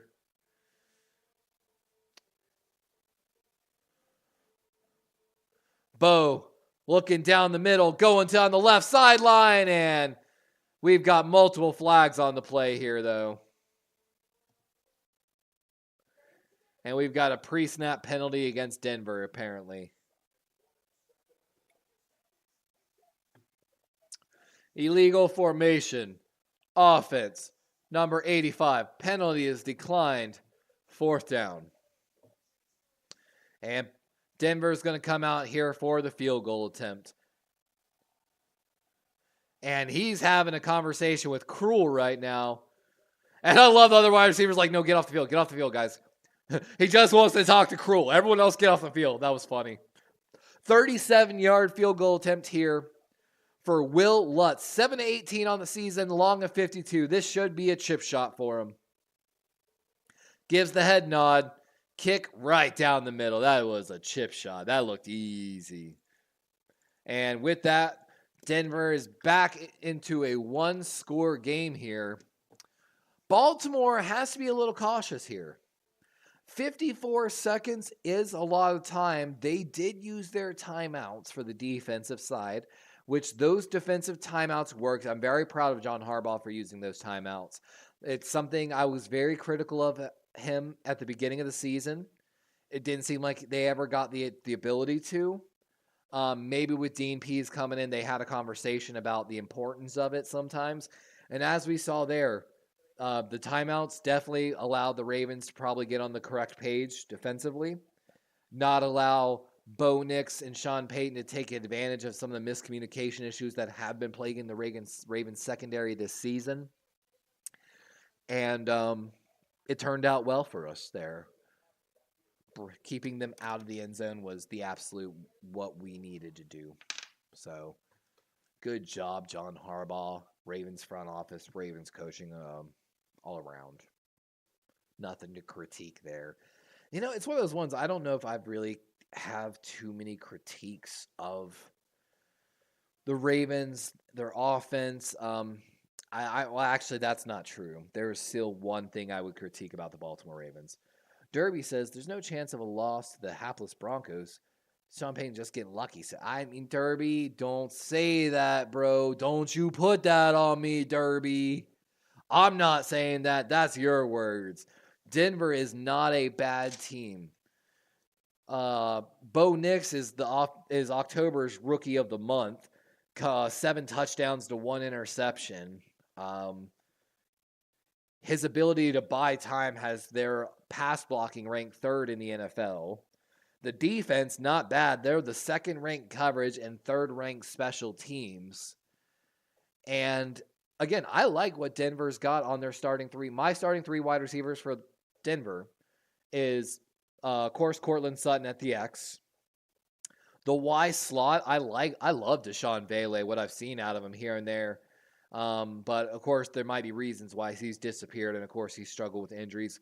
And then I think Troy Franklin as a Z on the opposite side, as a constant guy that can just take the top off the defense, I would be super happy with that top 3. I think what Denver's offense is seriously lacking right now is an elite level tight end. I think if Bo Nix had himself like an Isaiah Likely, for an example, or Travis Kelce, Kittle, Brock Bowers, for example, oh my God, I think this Denver offense would be terrifying, to be honest with you. And I think having that better tight end that could also be a receiving threat would make their play action game like 20% more effective. I think that it would help on the running game a little bit as well. But obviously they need a little more to get their running game going, but Baltimore's got the same thing. My one argument against Baltimore right now is that I think there's people we're having some Harbaugh doghouse issues. Let's just say that. And good screenplay to Hill on this play. And I wonder if Henry's had his head down and had that bad body language earlier, if he's upset because he knows he's not going back in the game for a minute. Oh, dang, Jacoby on my place probably. Oh, no, that's going to hurt everyone. Lamar, buying time, escapes the sack, and just going to toss this one out of bounds. Good job. Dixon Way Ray, what up, my boys? What up, Breeze 1500? ATL, rise up. I made a joke about Kirk Cousins. Like, Kirk Cousins ain't the same because he moved to Atlanta and he found himself a big booty Atlanta girl. Everyone knows the strip clubs in Minnesota compared to the strip clubs in Atlanta. Which one are you going to take the boys to for your bachelor party? Just saying. I'm just saying. Oh, thank you for the subscription, Mr. Dixon. I appreciate you, my guy. The Blues physician. Do you play the Blues? I'm interested now. 25 seconds here. Ball on the 47-yard line of the Ravens still. Would love to get in field goal position here with one timeout. Over the middle, wide open. Zay finds a hole. He's made it break. 20, the 15, the 10. He's in. Touchdown, Ravens. And with 20 seconds, Zay Flowers finds a hole in the zone and makes, I think, like 3 or 4 Bronco players miss and trip over each other and scrambles into the end zone. Let's watch the replay. Twin stack formation right. Zay just a little post route here.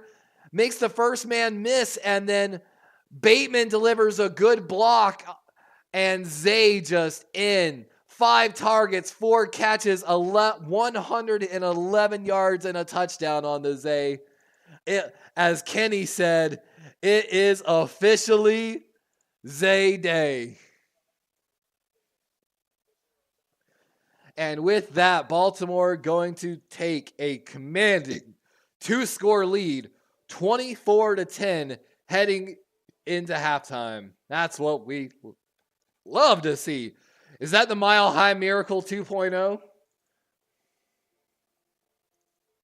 Gotta love it, man. Gotta love it, man. I want Zay to break even more records. Ryan O'Neal, Magic Man, Corey Evans. Wait, Corey Evans? Wait a minute. Hold on a minute. Corey Evans, you're not from Pennsylvania, are you? Like, weirdly, bro. Like, are you, like, definitely blues harmonica? Bro, I'd listen to some harmonica. When I was a kid, I used to have a couple harmonicas. I enjoyed it. Of course, my family absolutely hated it. Dang, nice, Kenny. What's just so funny is I know a young man named Corey Evans from the Pennsylvania area. I worked in the airlines with him. I think he's a football coach up there in Pennsylvania right now. That would be wild if it was him, but hey there, Dixon Way. It is the way. Are you Daryl Dixon or Dixon Daryl? No way, bro. That is not you, Corey. Bro, I'm tripping right now if that's you. If it is, it would be the second time I've met actually someone I knew in real life via my stream just randomly. Like, bro!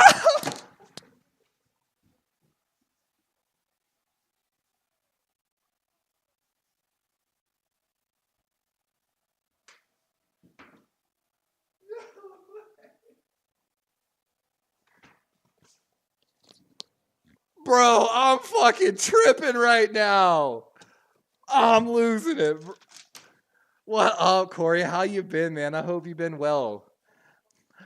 I be staying up to on your Facebook. I know you be up and coaching. For those that don't know, y'all, this is wild. I'm gonna go buy a Powerball ticket after today.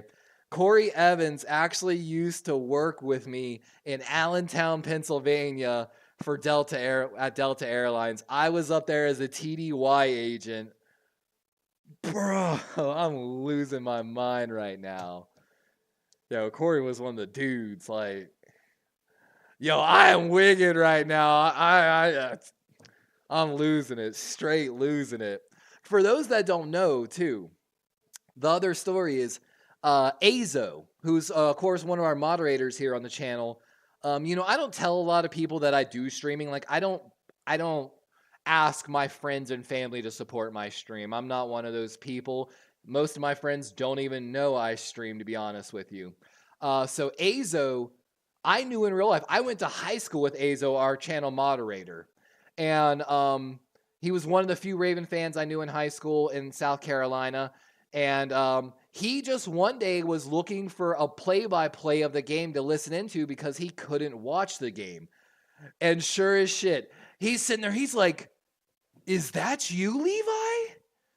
And I was like, "Bro." He's like, "I know your brother." And I'm like, "Wait, hold up. The only person that would know my brother and that's a Baltimore Ravens fan." I was like, "Bro, is that you?" And he was like, "I can't believe you guessed it." So I'm straight wildin', bro. Like, stay blessed, Corey. You as well, my guy. Appreciate you dropping in with the Dixon raid. Like, small world indeed. Oh, yeah, Kenny's up in that Allentown area too, man. Like, Bucks County Blues Society. Hey, man, I used to be a trumpet player, but I'll be honest, I actually always wanted to be a saxophone player. I always wanted to learn how to play the saxophone. When I was in like high school or just getting out of high school, I actually worked at a fine dining jazz club in Myrtle Beach that's now closed. But I'm not gonna lie, I was a server assistant, a basically glorified busboy. But I enjoyed going to work every night because we had a live jazz band, and then every Sunday we would have a guest jazz band to keep it like different, And I miss it, man. I miss my trumpet. I'd love to learn how to play the saxophone. I actually would love to learn how to play the violin as well. It's one of those ones I told my girlfriend if I'm ever like in the thrift store and I see a violin on sale or a saxophone on sale, I might grab a saxophone or a violin. The hard part would be finding somewhere to practice because I don't think my neighbors in my apartment complex really want to listen to me play the saxophone and violin all day. Not play, learn, which is much worse. Oh, I wish NFL Game Center would come back up so I could see these scores across them. That's just so wild, man. Sax on. You know what's funny, Kenny? Actually, when I was younger, we didn't have a lot of money. So one year we had to live in like a short-term winter rental, but it was down on the beach. But they rent them out short-term over the winter when like the tourists aren't there and it's not prime time. So we lived there for like 3 months on the beach, and I used to go take my trumpet down, and I would go to the beach access, and I would set up my music stand, and I would sit there and practice my trumpet down on the beach. I wasn't that good, but I was, in all county, all district. I don't remember if I made all state or not. I think I made all state. Solo ensemble, all that stuff. Like, Falcons are now up 14-10 over Dallas. I kind of hope the Dallas Cowboys season continues to go the way it does slightly. I'm not going to lie. Just because I want a job. The Mississippi Saxophone Harmonica. I've been through Mississippi quite a few times. I actually, I took a job as a performance manager out in Bentonville, Arkansas. And then, of course, now I live down in Florida. I'm moving from Colorado, so I've been through Mississippi quite a few times. I got to try Mississippi's barbecue. I heard Mississippi got some good barbecue, actually. All I know is Florida, Texas barbecue is trash. Arkansas, so far, in my opinion, has been the best barbecue I've ever had. Like, Kenny coming in with fighting words saying Mississippi's a joke. You know what, Kenny? You better miss me, or I'm a IPP in your eye. You feel me? No, I'm kidding. I don't even know what I'm saying here. Saints took the lead back from the Panthers. They're up 13-10 on the Panthers. Commanders commanding lead over the Giants, 21-7. Harbaugh and his Chargers are in full swing on the Browns. Jameis Winston's not getting it done today. They're losing 20-3 to the LA Chargers. Bengals Raiders, close game, might be one to keep an eye on. Bengals have a narrow one-score lead, 17-10. And finally, we got Buffalo taking on the Miami Dolphins, 10-6, and they're already in the third quarter. One of them and Washington are the only games that have actually started their third quarter, so they're a little bit ahead. Of course, the two best games of the day, Washington, New York, and Miami, Buffalo, are ahead of pace. That figures. Kenny says Memphis barbecues. You know what's funny is I've been to Memphis a few times, but I never got to try the barbecue. And every time I've driven through Tennessee, I'm just trying to get the hell out.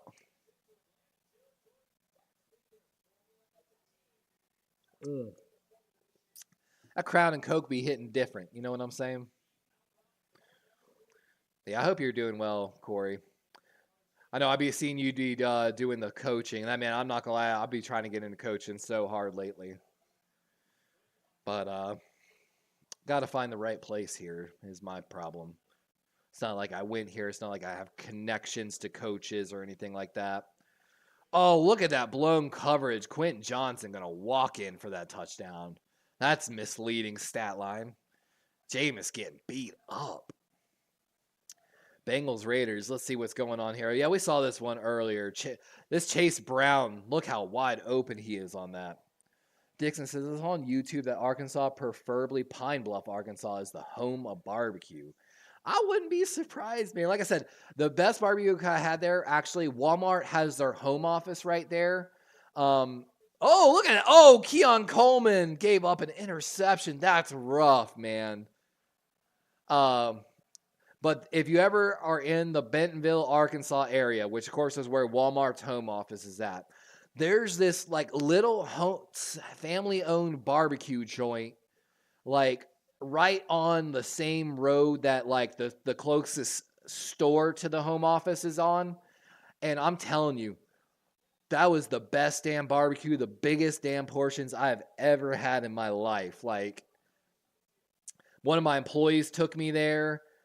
I never really liked barbecue that much, to be honest with you. And that barbecue single-handedly changed my entire opinion about barbecue culture. Like, that's the type of barbecue house. I saw it and it made me be like, man, this makes me want to go set up some cement blocks, make a home, a little smoker at home. And I helped one of my dad's friends actually build a smoker. Talk about a shitty son. His dad begging him to help him build like a setup for his grill and smoker and stuff like that, with concrete. And he took so long that I ended up going over and doing it for his dad. His dad legitimately called me one day. He's like, I got a job for you. I'll pay you. And I'm like, you ain't got to pay me. We like family, cuz I'll be there in an hour. I ain't got no work today. He's like, it's mixing concrete. It's hard work. I said, I didn't care. I need to work out anyway. I'm trying to work out. And I went over there and I spent, I don't know how many hours mixing, pouring, and setting the slab and basically getting all the bricks ready to build the smoking chamber.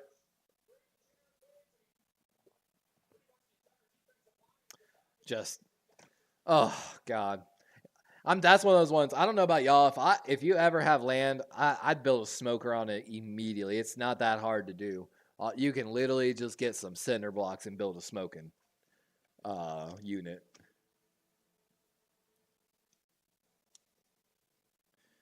Man, Lamar, 11 of 12 for 208 yards. -8 rushing yards. You know what? I'm going to say it. That's a stat line I like to see. I don't like to see Lamar running. I love to see him tearing people up, buying time and finding the open guys. Ooh, and Matt Ryan saying you got to send the house in the second half after Lamar because obviously what you're doing is not working.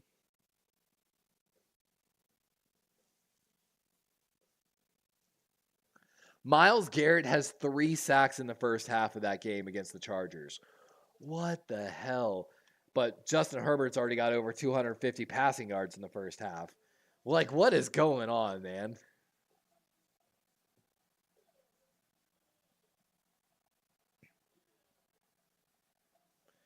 I kind of feel Matt Ryan on that slightly. If you've got a guy that can beat our tackles and get there in a front four blitz, great. But if you can't, you've got to send pressure. It's as simple as that. This is not Tyler Huntley or Josh Johnson back there at quarterback. Lamar can fling it. Lamar can fling it as good as anybody.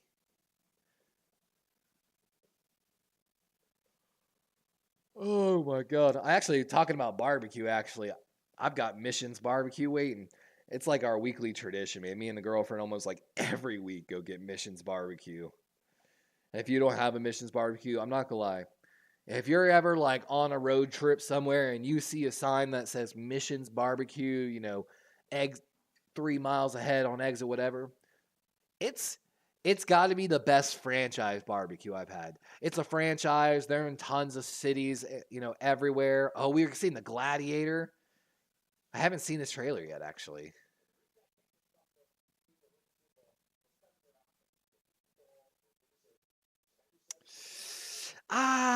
All right. Hear me out. I like the idea of Gladiator 2. I'm not mad about Gladiator 2. I like some of the action I'm seeing. I like the water scene. That seems super cool, actually. I'd be about that. That all seems super cool. But the acting. I'm gonna be honest, the main actor, what I saw in the little snippets, I already don't like. I don't feel the emotion. He was all right, so let me give you an example of what I saw right there on that. So he's in a tunnel and he's giving a pep talk. It seems to a bunch of gladiators as they go out there, probably about to fight their last fight to the death or something, is be my guess. And he's like, oh, and it's just, I don't know, so it didn't seem like there was passion. I didn't feel any connection to it. It made me feel bored and about to go to sleep just watching it. I felt like even the actors around him couldn't feel that. If you're gonna be even acting like you're giving a talk, it better be infectious energy, Oh, I didn't see, and I didn't know they actually used to do that to have the naval battles. That's really cool. And see, that's why I'm all aboard, but I know all I saw was probably a 30-second trailer, but I'm already a little wary of the choreography of the fights and the acting, which me and Kenny talk about this a lot. Kenny's an old soul. I'm 34. I'm not really old yet, but I'm kind of old. But I grew up going to the movies as a child. I love movies, and I'm a little critical of movies now, I find. But at the same time, generally speaking, I find that you know, people generally agree or have similar opinions, or if I say something and it's not generally talked about, it generally does come up eventually, like. But we're finally almost back here for the second half of Ravens versus Broncos.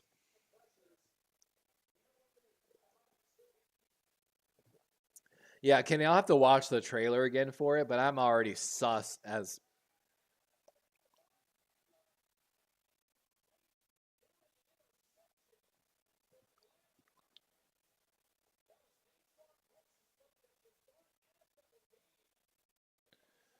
Oh, you know what's funny? Every once in a while, I'm watching this stream like Adam Schefter on a legally pirated stream. For those that don't know that joke, apparently Adam Schefter tweeted out something, and in his like screen grab of supposedly him watching, he had like Stream East or something in the top corner. So everyone was criticizing the NFL, basically saying, hey, even your own reporters are pirating the games because it's easier than maintaining 20 different subscriptions to, all these different services just to watch your one team play their 17 NFL games in a season. Sorry, I'm already off topic. Who you calling old? Oh, never mind. You just talk about Kenny. Kenny says it won't be anywhere near as good as the first, and that's what I'm saying, Kenny. I'm already getting that vibe. I like the premise. I'm not hating on the writing, but I'm already critical of the choreography, directing of the fights, as well as the acting.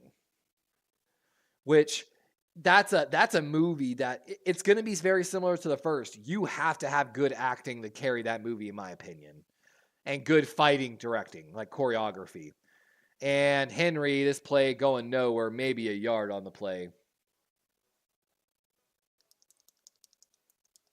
Oh, so I'm watching the stream like, through different means, not through CBS paying. And of course, there's a chat over here on my screen where all the people that are pirating the game are actually chatting. And it usually goes pretty crazy. Every once in a while, I think about being like, "Hey guys, I'm just calling the game play by play, but I'm watching it here like y'all. I'm really trying to, make some money off YouTube. But at the same time, I know the amount of trolls that it would bring to my channel would be extremely dangerous. So like, it's one of those ones. I'm like, man, it could be huge for my channel. I could actually find potentially a lot of people that might like my content and support me. But at the same time,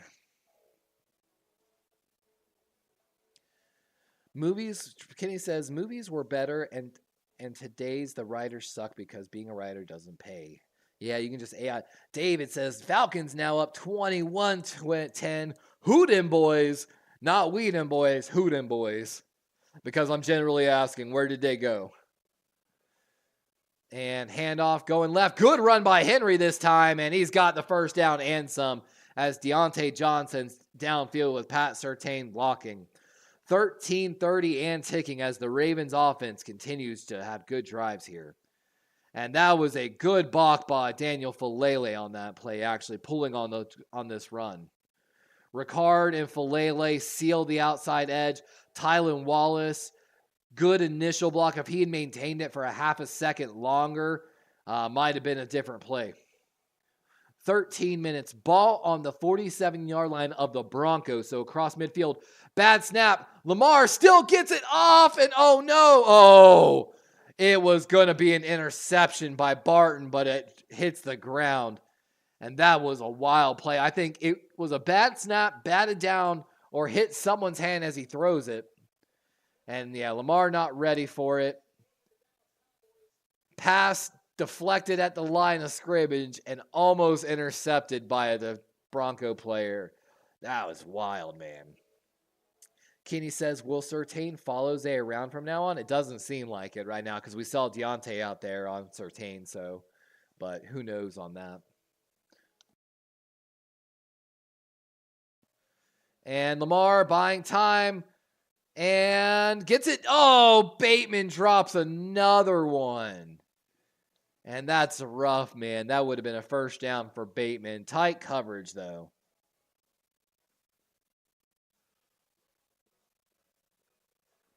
Excuse me.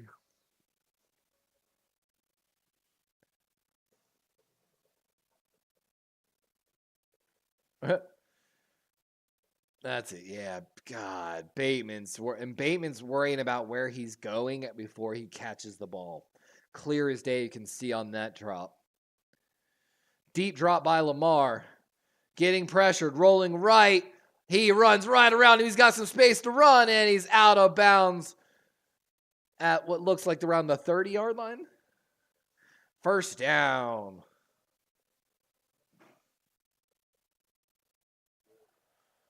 Yep, and he's right there, goes across the 50, the 40, that's the 35, or he's out of bounds on Denver's side. David says, Lamar isn't 6'8", so he can't see over the O-line. You're not wrong on that, but he's not short. He's not under 6 foot either. If I remember, I think Lamar's 6'1", if I remember correctly, maybe 6'2". But Daniel Falele is 6'8". Let's not get it twisted. And run going left and nowhere. And the Ravens have got to make a change in the run game coming soon here. The big runs have disappeared, and it's very clear why. The other teams have caught on to what the Ravens' run game has been doing. And that's going to be an official first sticky note of the game here. I need to do film review and fix the Ravens' run game.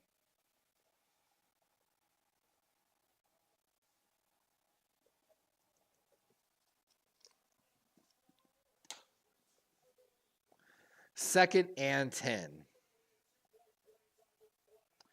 Handoff going right. Henry got some momentum this time, and he's got a first down and some. And that's a gain of at least 15, it looks like. My God, Drake May, by the way, guys, in the New England-Tennessee game, 5 rushes for 75 yards. Drake May's getting it done with his legs today, it seems like.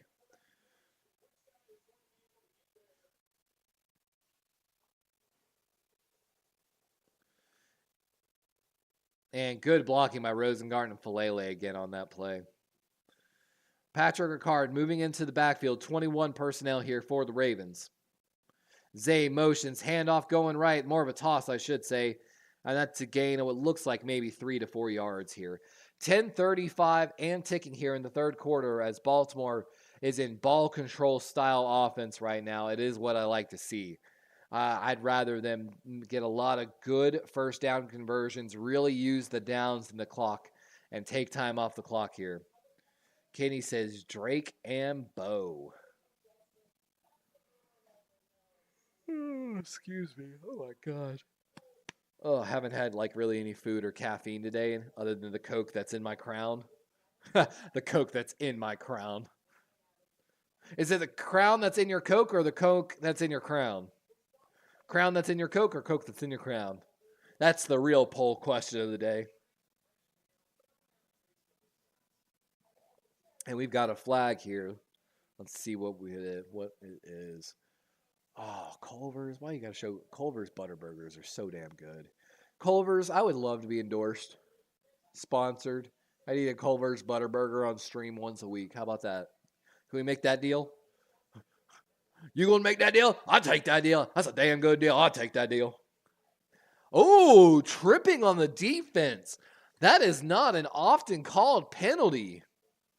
Automatic first down. That's on Baron Browning, the outside linebacker, number 5 for Denver. And let's see here. Yeah, that is actually a good call, I feel like. I mean, I will be honest. That was right there. I still wouldn't call it. Still wouldn't call it. when I feel like I see him kind of swing that leg back at him, okay, then that's where I could establish intent. Honestly, that was very close call, though. Tit for tat. Like, Ravens running that formation a lot right there. Henry running left, makes a few man miss, and he's in. Henry beats 4 Broncos to the end zone there. Not with speed, but just power, making them miss, good balance. Please show me that run again. Please show me that run again. And this is strong left here. Great block by Ricard, Falele, and Henry. Just good balance there. Good cut. He makes him one-man miss with a cut. Second man dives for his feet. Does a good job of keeping his balance. And then by keeping his balance, beats the last 2 guys to the corner for the end zone. And with that PAT, ladies and gentlemen, the Ravens now lead by 21 points, 31-10. And if it wasn't for the 1 week of the Browns, the Ravens would have had, 30 or 40 point games, like in 4 games in a row, I think it was. Let me see if I can find that. Yeah, 30 plus points in 4 straight games. Cleveland broke that record. So now we can say 4 out of 6 games the Ravens have scored at least 30 points. Or, I'm sorry, 5 out of 6 games. My apologies. Oh, no, Drake London gone with a hip injury? My God, the injuries are starting to mount up today. Oh, my God, did Bryce Young just take a shot? Oh, who is that, Jalen Coker? Is that Jalen Coker who just got that big play? Please be Jalen Coker. Who's number 0? Oh, that's Miles Sanders. Boo. I thought it was Jalen Coker. I got so excited. I think Coker's wearing like 1 or 2, though.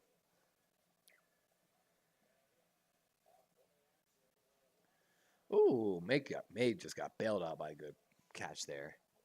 But, I hope Drake London's okay, but fantasy football-wise, I started Darnell Mooney today, and that is definitely going to probably help me fantasy football-wise, in a sense. Let me see here. So in my last 28, I have 666 subscribers right now, by the way.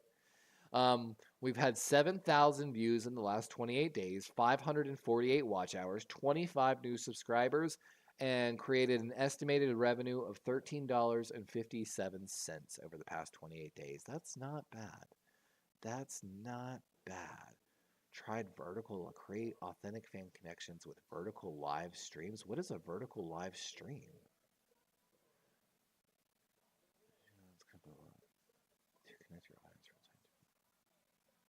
To live stream on mobile devices, you need at least 50 subscribers. No restrictions. Turn on. Have 5.0.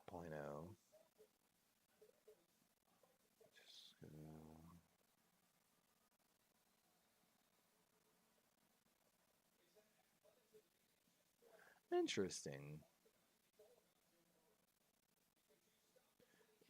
There's limitations on it, though. That's pretty funny that they changed how YouTube Live. I think that actually is a good thing. You have to have at least 50 subscribers to go live on your mobile device. Like I said, I think that's actually a very good safeguarding technique to make sure that someone doesn't go live accidentally or, like something like that. That's actually a great idea by YouTube, and I support that wholeheartedly. Try to get to my sleeper, see how I'm doing in sleeper now. And Denver, no return here. So both teams 5-3 coming into this game, looking to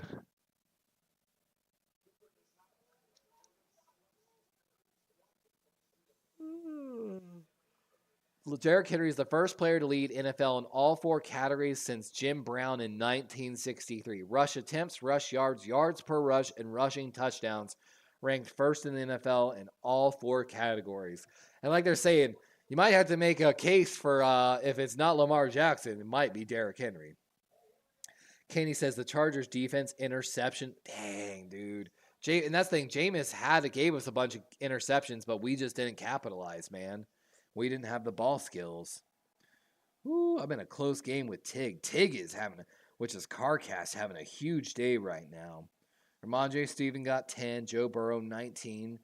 Jamar Chase, 11. Hunter Henry's got 13. Jacoby Myers has 14. Commanders D, 11.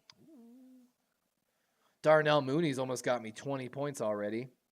Jordan Mims has got me 4 points. Nick Chubb, because they're getting blown out, man.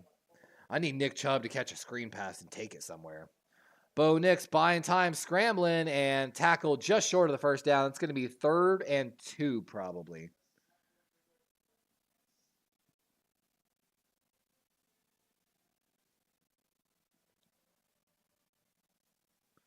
My God. Beak just ran down the center. That was wild. He ran him by Bo Nix. Like, that was insane. If you didn't just see Nnamdi Madubuike on that pass rush rep, that was wild. 3rd and 2. Trips left here for the Broncos. Motioning away from it to a double stack. And Bo pressure. Tavius Robinson. And that's a sack. Bo saying he hit me in the head. I mean, he kind of did as he sacked him. I'm not going to lie, though, to keep it real.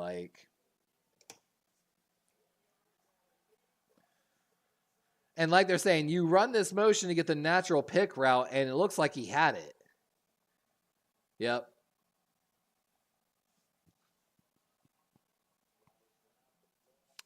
And Tavius Robinson, one of the young guys growing for the Ravens, and I believe his 2nd year now. And Nate Wiggins looks like he lost containment on the gunner position, so no return here from Wallace. So Ravens going to get another chance here at the 20-yard line, 80 yards to go, and here's Tavius Robinson. I mean, he definitely kind of hit him in the head. It's one of those ones where I don't think that should be a penalty, but I think under the technical, how the penalties are called, that's how it's supposed to be. Dang, John Jay. At least you can't lose points on rolling dice, my boy. So, ain't nothing too wrong with it, you know what I'm saying? Oh, I know everyone in our fantasy football league is so happy right now. Again, my 2-6 tied for the worst team in the league is playing the number 1 team in the league, and I'm beating him 72-32, predicted to beat him 147-118. J.K. Dobbins now has 12 points. Garrett Wilson got me 30. Cameron Sutton's got me 14. Ravens defense has me 8 so far. I should have put Joanu Smith out there. Kyle Pitts is letting me down right now in this Dallas game. I need Kyle Pitts to make something happen. I mean, but I still have Jared Goff, Aaron Jones, Amon St. Brown, and the Tampa kicker to play, as well as Budda Baker in the Chicago game individually. So I've got 5 people to play. He's got 6 people left to play, but on our current played and playing, I'm definitely got a huge advantage on him right now. So I'm very excited about that. What up, what up? Oh, it's almost time for another Crown and Coke. God, I'm so excited. Not only do like I said, I've got leftover Missions barbecue, I've got pulled pork and pulled chicken, but I've also got Moe's chips and queso sitting out there waiting for me. Made my trip to the dispensary tomorrow because I have my medical card, yesterday, so let's see here. So Atlanta up 21-10 on Dallas. Ooh, 13-12 in the Miami-Buffalo game. Miami with a narrow lead. Cincinnati's starting to pull away on Oakland, 24-10. Carolina holding that small one-score lead over New Orleans, 17-13. And it's still close in New England, Tennessee. Tennessee's down 3 points to New England, 7-10. But Raheem Mostert, 10 carries for 50-something yards. It was one of those ones where I was like, why is Mostert a free agent right now? How?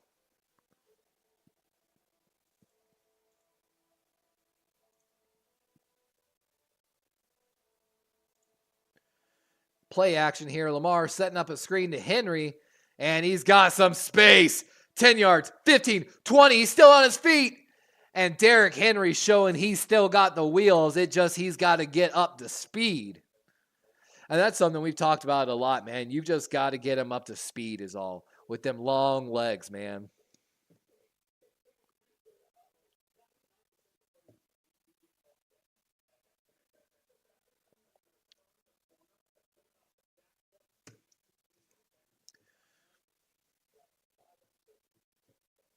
I'm still wild. I met Corey, man. Like through YouTube. That's just so wild, man. And handoff going up the middle. That's Hill. And good run by Hill. Good burst as he's got a gain of maybe about 7 yards.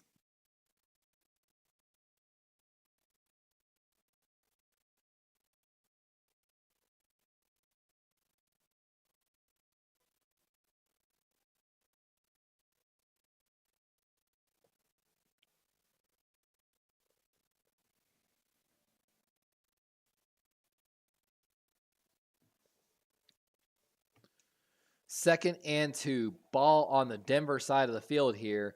Lamar, handoff to Justice Hill on the right side.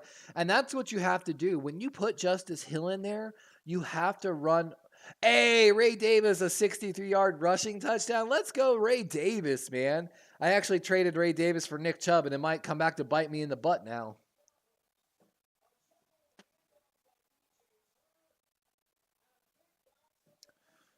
Good stuff. Good for my boy Chimera. I hope he started Ray Davis. Now I got to go check Sleeper and see if he did.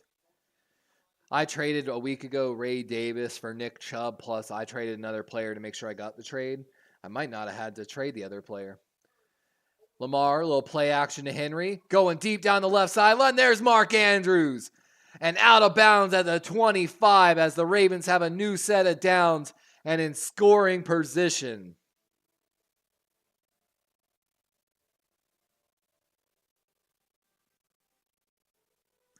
Oh, it's a catch for Ray Davis, not a run. I know, Kenny, Nick Chubb. And also, it doesn't help. They're down so bad right now that Nick Chubb might not even get a lot of snaps this week now because they're down so bad. So this week, not playing out well for me. Last week, I think it did. I'll have to double check here.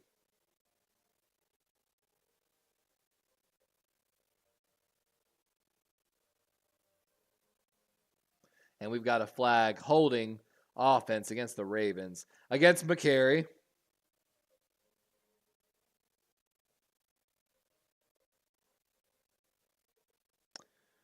My gosh.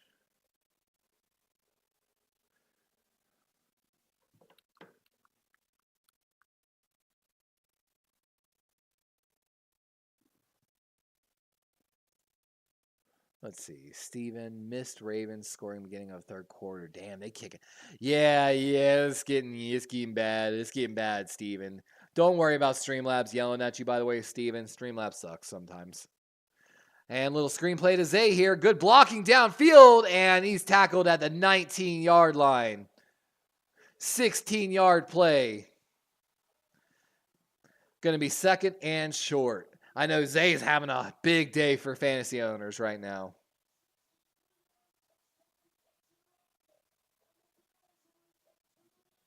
Let's go! Again, those that don't know, Jordan Mims, I picked him up, and he just got a 23-yard passing touchdown from Derek Carr. Derrick Henry running left, and he's got the first down. So Ravens with a fresh set of downs in the red zone. Let me see here. Is he starting on this team, or is it the other team I've got him starting? Oh, it was a 25-yard catch. I thought it was a 25-yard touchdown catch. That's rough. I want to double check here, too. Jordan Mims. Ownership and roster. Is it really 0%? I'm waiting for it to load. I'm going to put this in my group chat. Hold on. I've got to. You can put it here first. If Jordan Mims scores over 10 points, I had him. He is in my sleeper league. It says he is 0% owned, 0% started. Meaning I am so in the minimum that I don't even register as a 0.1% on sleeper fantasy football right now. Like, absolutely wild. Hold on. I've just got to talk about this in my fantasy chat because I'm actually pretty excited about this.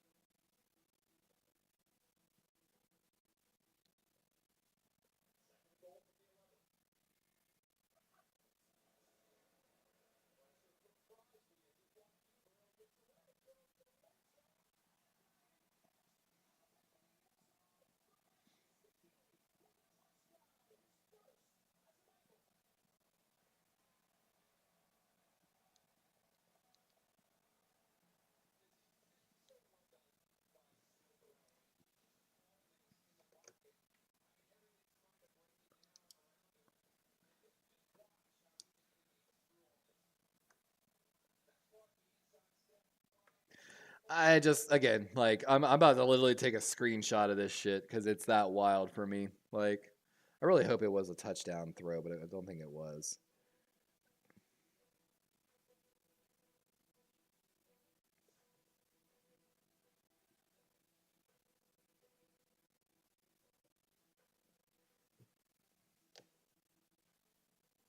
And here we go. Hill up the middle. First and goal, not much. And Ricard throwing some hands.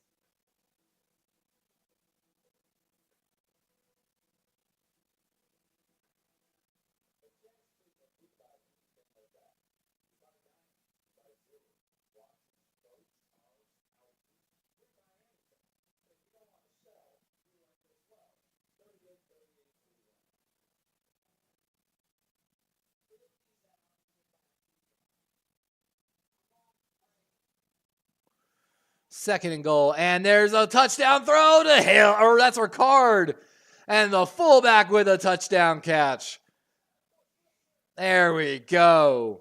And with that, guys, I mean, I think it might be over here. Baltimore, after this PAT, now going to be up 38-10 on the Denver Broncos with 1:21 left in the fourth quarter. Like, Steven, they scored the touchdown. Oh my God, what was it? Oh, it was the Zay Flowers long catch coming out the rip. He sat down in a zone and he just made like four people miss, basically. Like, it was beautiful.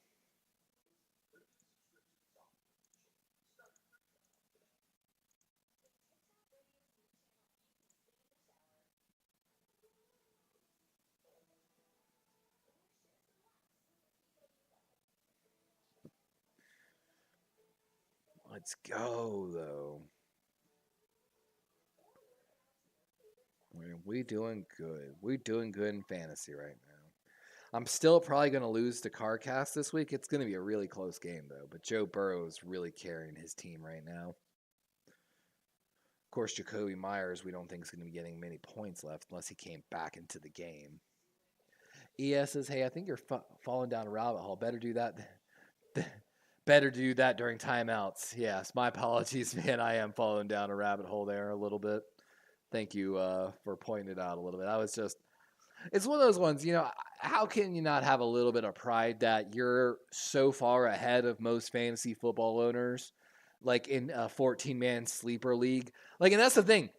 That's the sleeper app. That is all of fantasy football in sleeper, and he's 0% rostered. Meaning, I am that far ahead of everyone right now this week on fantasy football news. And he doesn't have a ton of points. I thought the 25-yard catch was a touchdown, but turns out it was just a catch. So he only has like 4 or 5 points for me right now, but still in a 14-man league where a lot of people are struggling at running back, being able to grab him, get a couple points this week and hold it out. Like Steven says, hope they don't let them come back. I know, man. With Dean Pease there, you got to be really careful. That's for sure. While we're on timeout, guys, give me 1 second. I'll be right back. I'm going to go refresh my beverage.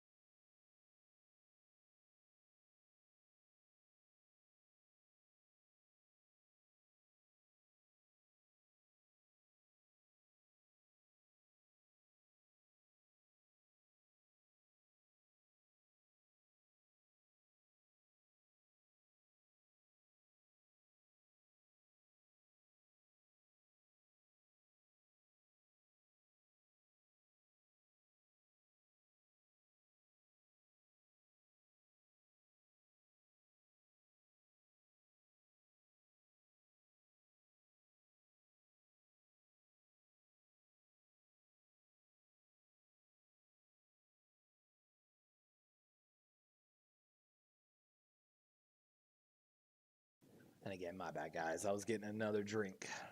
Knicks buying time to his halfback. And, Kyle Hamilton comes flying downfield and makes a tackle for a loss. That's going to be a loss of yards. And like they're saying, man, Kyle Hamilton is just...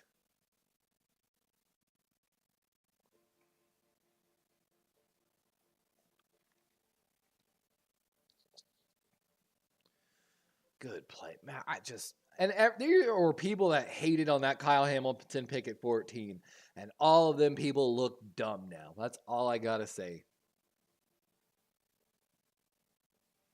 2nd and 11.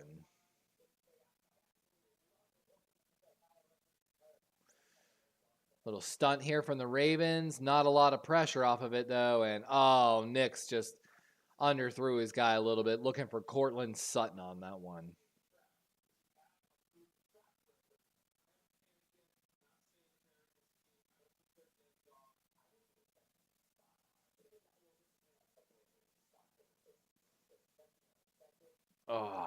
Yep. Just a little off on that. If Sutton maybe had dove and gone low for it, they might have been able to make that catch, to be honest with you. 23 seconds left here in the third quarter. 3rd and 11 for the Denver Broncos offense. Owe lined up on the left side of the Ravens D-line. They bring some pressure from that side. And Nix, delivers a ball. Brandon Stevens in coverage, and we've got I thought we had a flag, but no flag. Thank God. And let's see here. Just sitting on this, and Sutton, yep. And like they're saying, Sutton just needed to come down and towards that ball a little more. That was a good ball by Bo. No lies. Steven says, no prevent defense. Please, dear God. It's good to see that they're not playing prevent D and still blitzing on 3rd down, you know. Wallace going to return it. He's got some space down the left sideline and out of bounds what looks like the 39, maybe the 38-yard line. Good return by Wallace here. And again, I was so vocal that we did not need Deontay Hardy. That Deontay Hardy signing for special teams was nothing but a waste of a roster spot. And now that Hardy is on the IR and never played really any impactful and meaningful snaps for the Ravens, I'm gonna give my long due. I told you so. Like, God, I hated that. And I beefed with the Baltimore. And that's one of the ones I beefed with Baltimore Ravens writers on that signing so hard. And they were like, this is such a great signing. This is going to be so great for Baltimore. And I was like, he brings nothing that Tylan Wallace doesn't bring. Why bring in someone from outside the organization when you have an inside guy? And again, that other spot could be a younger guy that's going to be with the team for a few years probably. Like, and might develop into something in year 2 or 3. Frustrated the living heck out of me, you know? And of course, I ain't seen no Baltimore Raven writer be like, oh, my bad, guys. I was wrong, you know, which is, it happens. Everyone is wrong in this business. There is no human being on earth that makes all their calls correctly, especially in like sports like this. Unless you're the NFL sports writers. I'm joking. But you know, but at the same time, I'm all the time like, yo, I got that one wrong. I was so wrong on him. Like, I did not see that coming. Like, he definitely exceeded my. I don't ever mind giving props, saying I was wrong, or saying I didn't see something coming. And that's what frustrates me, is because I feel like there's so many people that refuse to do so. Like, they're like a small child that won't say sorry, even though their mom, the other mom, the kid, all their friends would be like, just say sorry so we can move on and go back to playing. Like, doesn't really matter. No one really cares. They just want to make you say it because it's proper manners and you need to abide by proper manners. And that's what I hate, man. I have been right on so many things. When it comes to the Ravens, I haven't been wrong yet. I hate to be that person. I have not called a single thing wrong about roster predictions, about things we should have done, roster moves we should have done, like so many freaking things. And then I get ostracized in my own community, basically. Other Baltimore Raven content creators talking shit behind my back, making fun of me and shit. You know, we've talked about it here on the channel. I had a guy that does writing for, not for the Baltimore Ravens, but he covers the Baltimore Ravens, and he's a very well-known and respected guy that, you know, has a team of writers. And I was like, hey, it's clear as day your writers are taking these, like, you know, like I would leave like multiple paragraph long in-depth replies. And I'm like, it's clear as day your writers are just taking all my words and you know, fucking saying what I'm saying, like verbatim. They make comments, and then like they would make 180 style comments. They would say something, I would write something, and then there'd be an article out the next day that contradicted their prior view, that literally cited exactly what I said without citation. And so I messaged you. I was like, your writers are literally stealing my content. And he apologized. He offered me a writing job, and I was like, or an opportunity to write, I should say, because it's not a writing job, but you can create revenue off of it, you know, depending if your artists get read and stuff. And it's just one of those ones. It's so frustrating, man. Like, and none of these people ever say a word back to me. They're just, and then the worst part is I still support them. I still don't wish them bad. I still come into their channels, say nothing but great things, tell them I like them, tell them they're doing good content. Like, but it's so frustrating that it's just such a one-sided thing. And I don't know. They give no love, but they want all the love. And it's not a successful long-term model. 1st and 10, ball here on the 33-yard line of the Broncos. Ravens looking to score again here. Run going right side. Henry maybe about 2 yards on this run. And we're officially started here in the 4th quarter.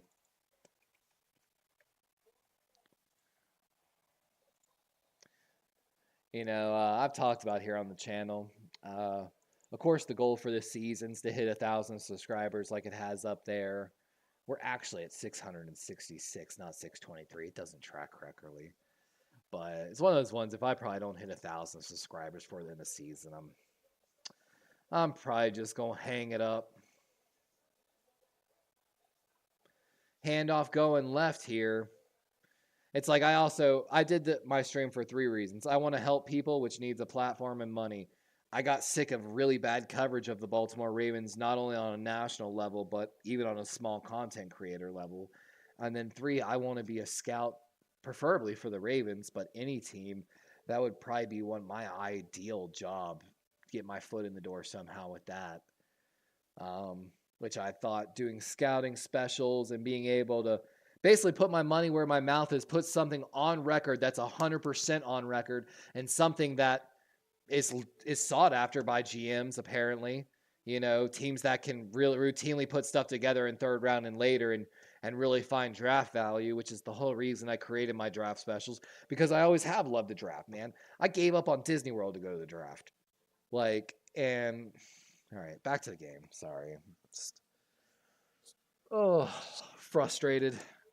And also lack of content to talk about because we're winning so badly. Steven says, put in the backup QB. I feel you, Steven. It's on the next drive, it's time to put in the backup. 100%. Tucker out here to make a field goal here. I'm glad because I need the fantasy points. Oh, who just got a touchdown for Atlanta? Tucker. Oh! That was barely good. Just inside the right upright.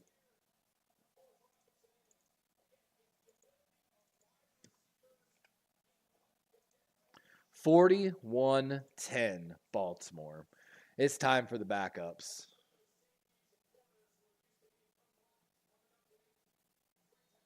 I think that's Tyler Algier.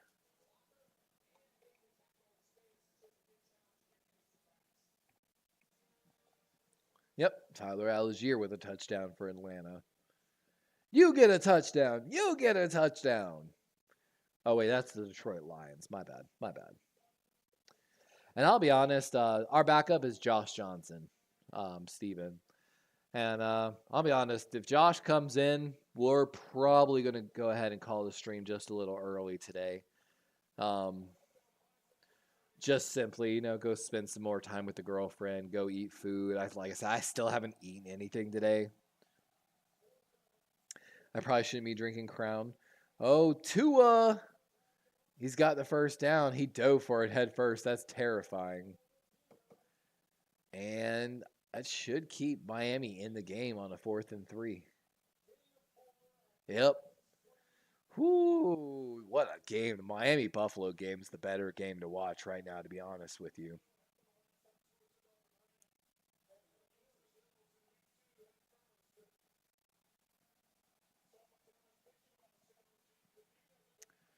Ooh, I guess, he's down. First down.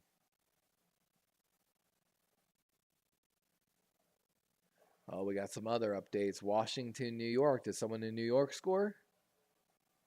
Oh, no way. No way. Dan Jones just trucked 2 people. Dan Jones on the quarterback keeper literally just hit the truck stick on a Washington Commander defender. My God, bro. Please show that again. Here we go. Dan Jones is just going to be a quarterback keeper left, and he trucks 2 Washington Commanders defenders. There is nothing worse than getting trucked by Daniel Jones. That's got to be rough. You are on SportsCenter getting trucked by Daniel Jones. You might want to hit the weight room a little harder next week. Legit. 12:49 here as Tucker's getting ready to kick this ball away to Denver. Let's see if Bo's still going to be in the game. He probably should be. No reason to take away growth developmental snaps. This is where Mims almost got a good return down to the 35. This is where I would tell the offense and Knicks, we're not down by 31. I want you to treat this like we are, though, down by 1 touchdown and we're in a 2-minute drill. This is great practice for a 2-minute drill where you've got like 90 yards to go and you've got to score a touchdown. This is great practice for this. So again, tell him, tell the offense, tell Bo, we're down by 7, 2 minutes left. Treat it like that, not like anything else right now, okay? So at 10 minutes, if we haven't scored, I might send the punter out. Tell him you're going to send the punter out just to mess with his head. Like, and you have no timeout. So I want a no huddle, personal foul, face mask on the defense. That's a 15-yard penalty. And that's on Kyle Hamilton. So that's going to really help Denver. And that is the correct call, ladies and gentlemen. God, he front flipped him by the face mask. And that was Vele with the catch. Vele was one of those guys I thought was a smaller guy. And he's, I think, 6'4". He's not small. Oh, Bo got the fake blitz there. Empty backfield here. And over the middle, good hit. That was Tavius Robinson delivering a hit on the tight end as he caught the ball and able to jar the ball loose. Oh, we got a Devon Achane touchdown, and we've got a tie game there in Buffalo. 20-all with 10 minutes left in that game. Steven says Denver shouldn't get people hurt trying to come back. But at the same time, it is football. It is the season, you know what I'm saying? You would normally be playing football anyway, so the chance of injury is the same. And, you know, again, that's why I would say tell Bo you're not down by 31 right now.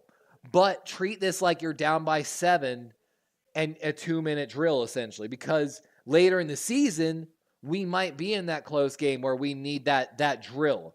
And that's where this becomes good practice for that, basically. Tell them, preach, talk about, hey, if you see a one-on-one, loft that ball out there. Try to go get a pass interference. This is where you can turn a game into a really good coaching session. This, I hate to be this person, this is a good opportunity for Bo Nix. This is where you can turn real-life reps against starters, against a team that's not your own, and kind of treat it more like practice. Because you can tell him situations that you're planning for here, that you're trying to do, like, you know. And Bo Nix, 25 yards behind the line of scrimmage, gets the pass off and lost a yard. Or at least lost inches. They might say no gain. But that's what I would tell him. Consider this a 2-minute drill and nothing else. You know, this is a 2-minute drill. We need to go out there and operate 2-minute drill. And if he doesn't get the 2-minute drill done, go out there, run some different plays. Be like, all right, here's the deal. But now we're going to try to set up these plays. So while he's running that 2-minute drill, let's go down the playbook and let's think of some plays that we want to try out maybe that we're not sure on about putting in the playbook. Like, this is a good time to work on the small things on a coaching staff if you're the Denver Broncos.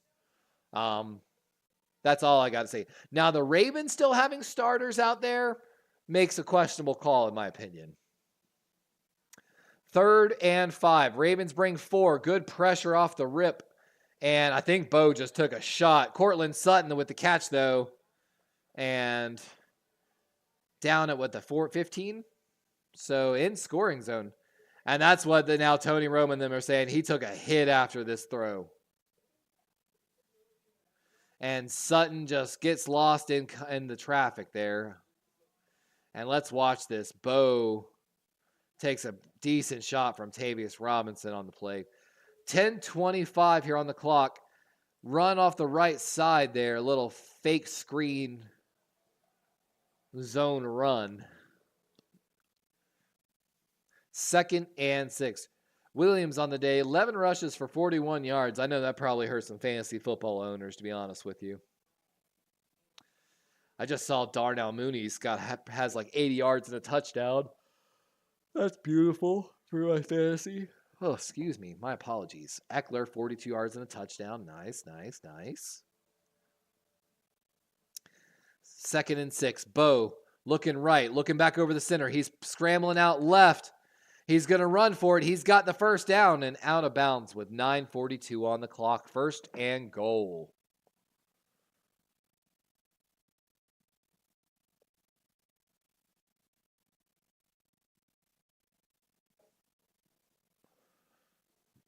JK 13.9. Sutton's got 17.8 points now. Kyle Pitts still no points. He's got 3.10 points. Oh, Marlon Humphrey's family is here today. And yeah.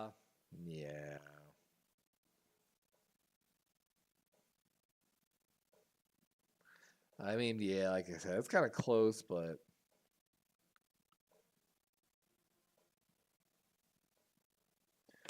handoff up the middle, and close one. Going to be a yard short here, 2nd and goal.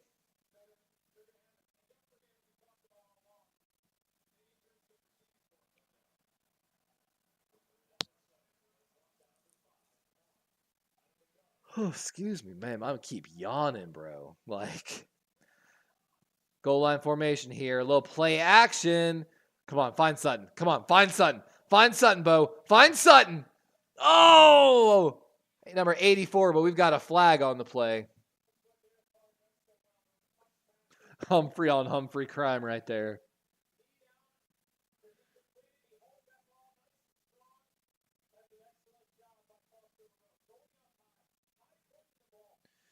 Man, what a great burst by Marlon to get there.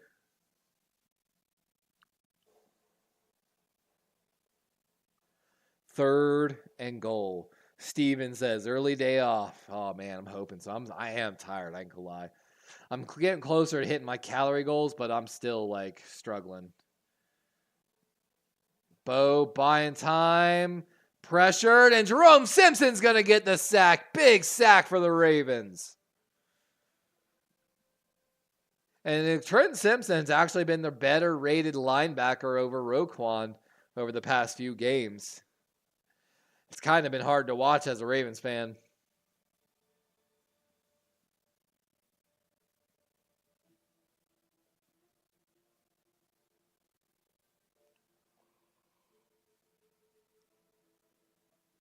Oh my gosh, pardon me. It's like the third yawn in like 5 minutes. I'm dying, apparently. 4th and goal. Bo gonna go for it here. Climbing the pocket, going over the left, and going for Cortland Sutton, but just too high. That's where you got to put some air under the ball, Bo, and give your guy a chance to go get it. And with turnover on downs, 8 minutes left, the Ravens up by 31. I think Josh Johnson and the backups are probably coming in for the Ravens, and that's probably going to be our stream. I'm closing the notebook. And, I've got 1 page left in my notebook. This is the notebook that I've been keeping. Let's see, the end of the 23 season, 2024 draft data, and then my notes and game calls for the start of the 2024 season. I've got 1 page left in my book. I thought I was going to finish it with the Brandon Perna interview, actually. But it just didn't materialize, sadly. I'm sure he had a bunch of stuff going on, so he's a busy dude. But I've got my next book ready. This one will get put away in my records box with my other notes from the 2022 draft, and that's gonna be a good one, man. It's gonna be a good one. Oh, Tennessee just got the ball back with 6:48. Oh my God, ow. Just cut the shit out of my finger. Oh my God. Ow, that hurt. I think Drake May just fumbled the ball. What happened here? Yep, Drake May is going to get strip sacked. Never saw him coming. That's clearly a sack. And, that's Tennessee's ball. Oh Oh my God. Steven said Harbaugh should take the Ravens out for ice cream. He definitely should, man. This was a dominant victory. Denver's a pretty good team, but I don't know if they're a Super Bowl ready team yet. You know what I mean? Like the Chiefs and the Bills. I think though next year, mark my words, as long as Bo Nix doesn't have a CJ Stroud-esque collapse. I mean, actually, Stroud's playing about better now. And Josh Johnson's coming in for Lamar. Backups are in for the Ravens. Let's go. But just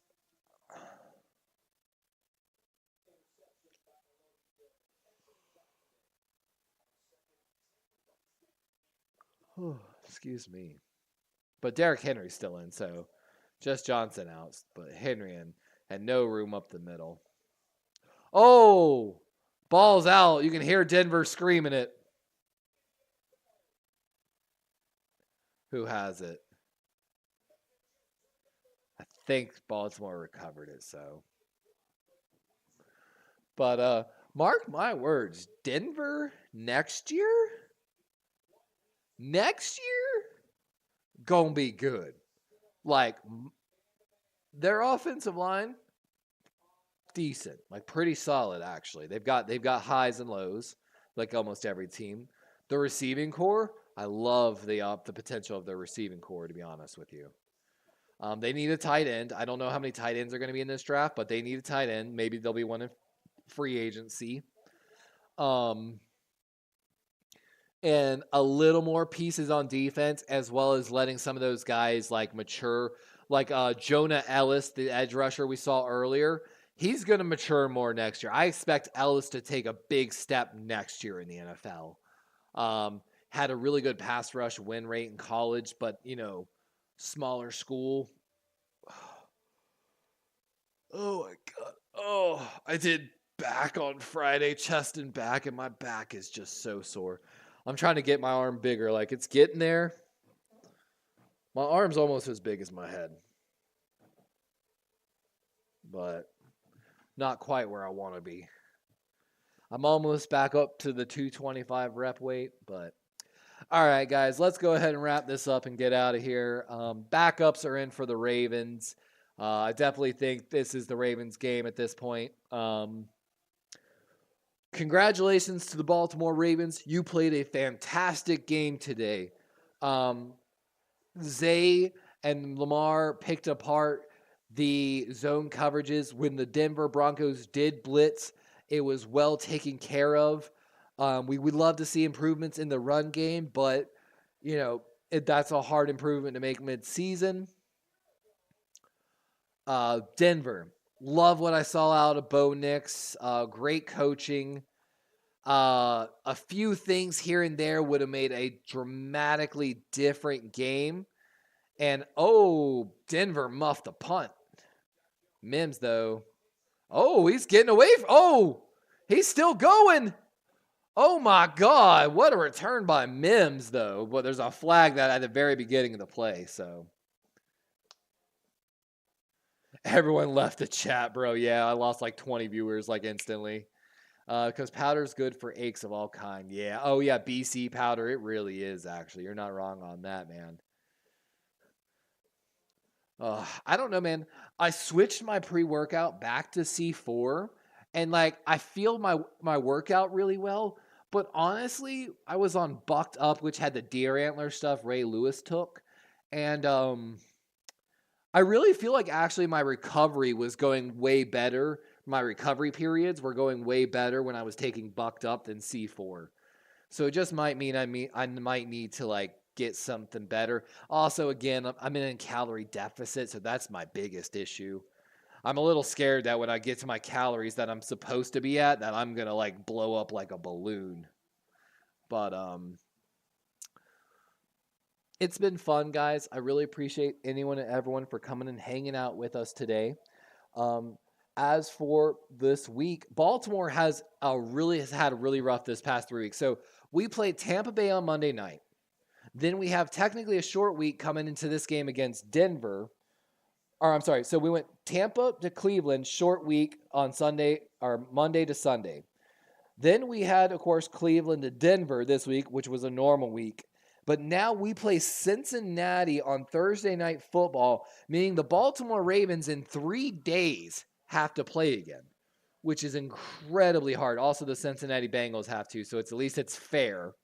But you could argue it's a little unfair because the Baltimore Ravens, technically, my God, how long this penalty explanation is on the Gamecast. But it's definitely rough. But the Ravens being able to rest their starters here and get an early start on the rest and like their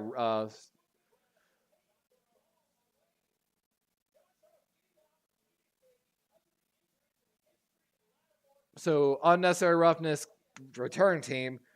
Oh my God, they're gonna replay the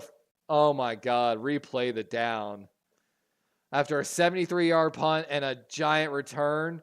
Yep, and number 81, whoever that is, that's bad special teams play. And look at him trying to get a penalty, and then he gets thrown. Oh no, that was our medical trainer that got thrown into. Like, that was one of our medical professionals, if I'm not mistaken, our head of injuries out there, medical. Yeah, I hope she's all right. And I think Harbaugh is saying, how is a personal foul offset? It shouldn't offset, but Harbaugh is pretty upset still. He had to get away from the ref, and he's talking into the mic right now. I think he might be having a word with a special teams coach. And this is something I talked about with the guy earlier. I said, we're a special teams coach team, and we have one of the worst special teams in the league right now. We are the only team to give up an onside kick, and we've given up 2 of them. The NFL is 2 of 22 on onside kicks. Both ones that have been returned against Baltimore or recovered.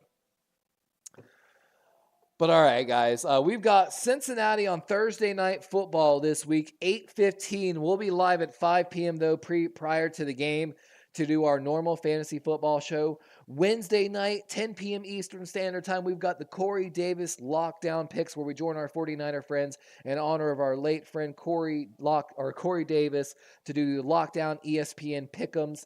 And then, of course, on Friday nights, join us at 9 p.m. Eastern Standard Time for Jackbox Gaming, adult-style humor show, where we're joined by like 6 to 8 of our friends from across the streaming platforms. And we play a bunch of games together. Also, audience members and chat members can join if there's space. Make sure you come check us out. Appreciate every single one of y'all for coming and hanging out with us. It's been fun. I'm going to go eat some barbecue and Moe's chips and queso. I'm still mind blown that I ran into one of my real life friends from the Allentown area. That I got to go talk to my girlfriend about that now. But hope everyone wins the rest of their games this weekend. I hope your fantasy football games go well, and enjoy the rest of your weekend. And I hope I see you Wednesday night.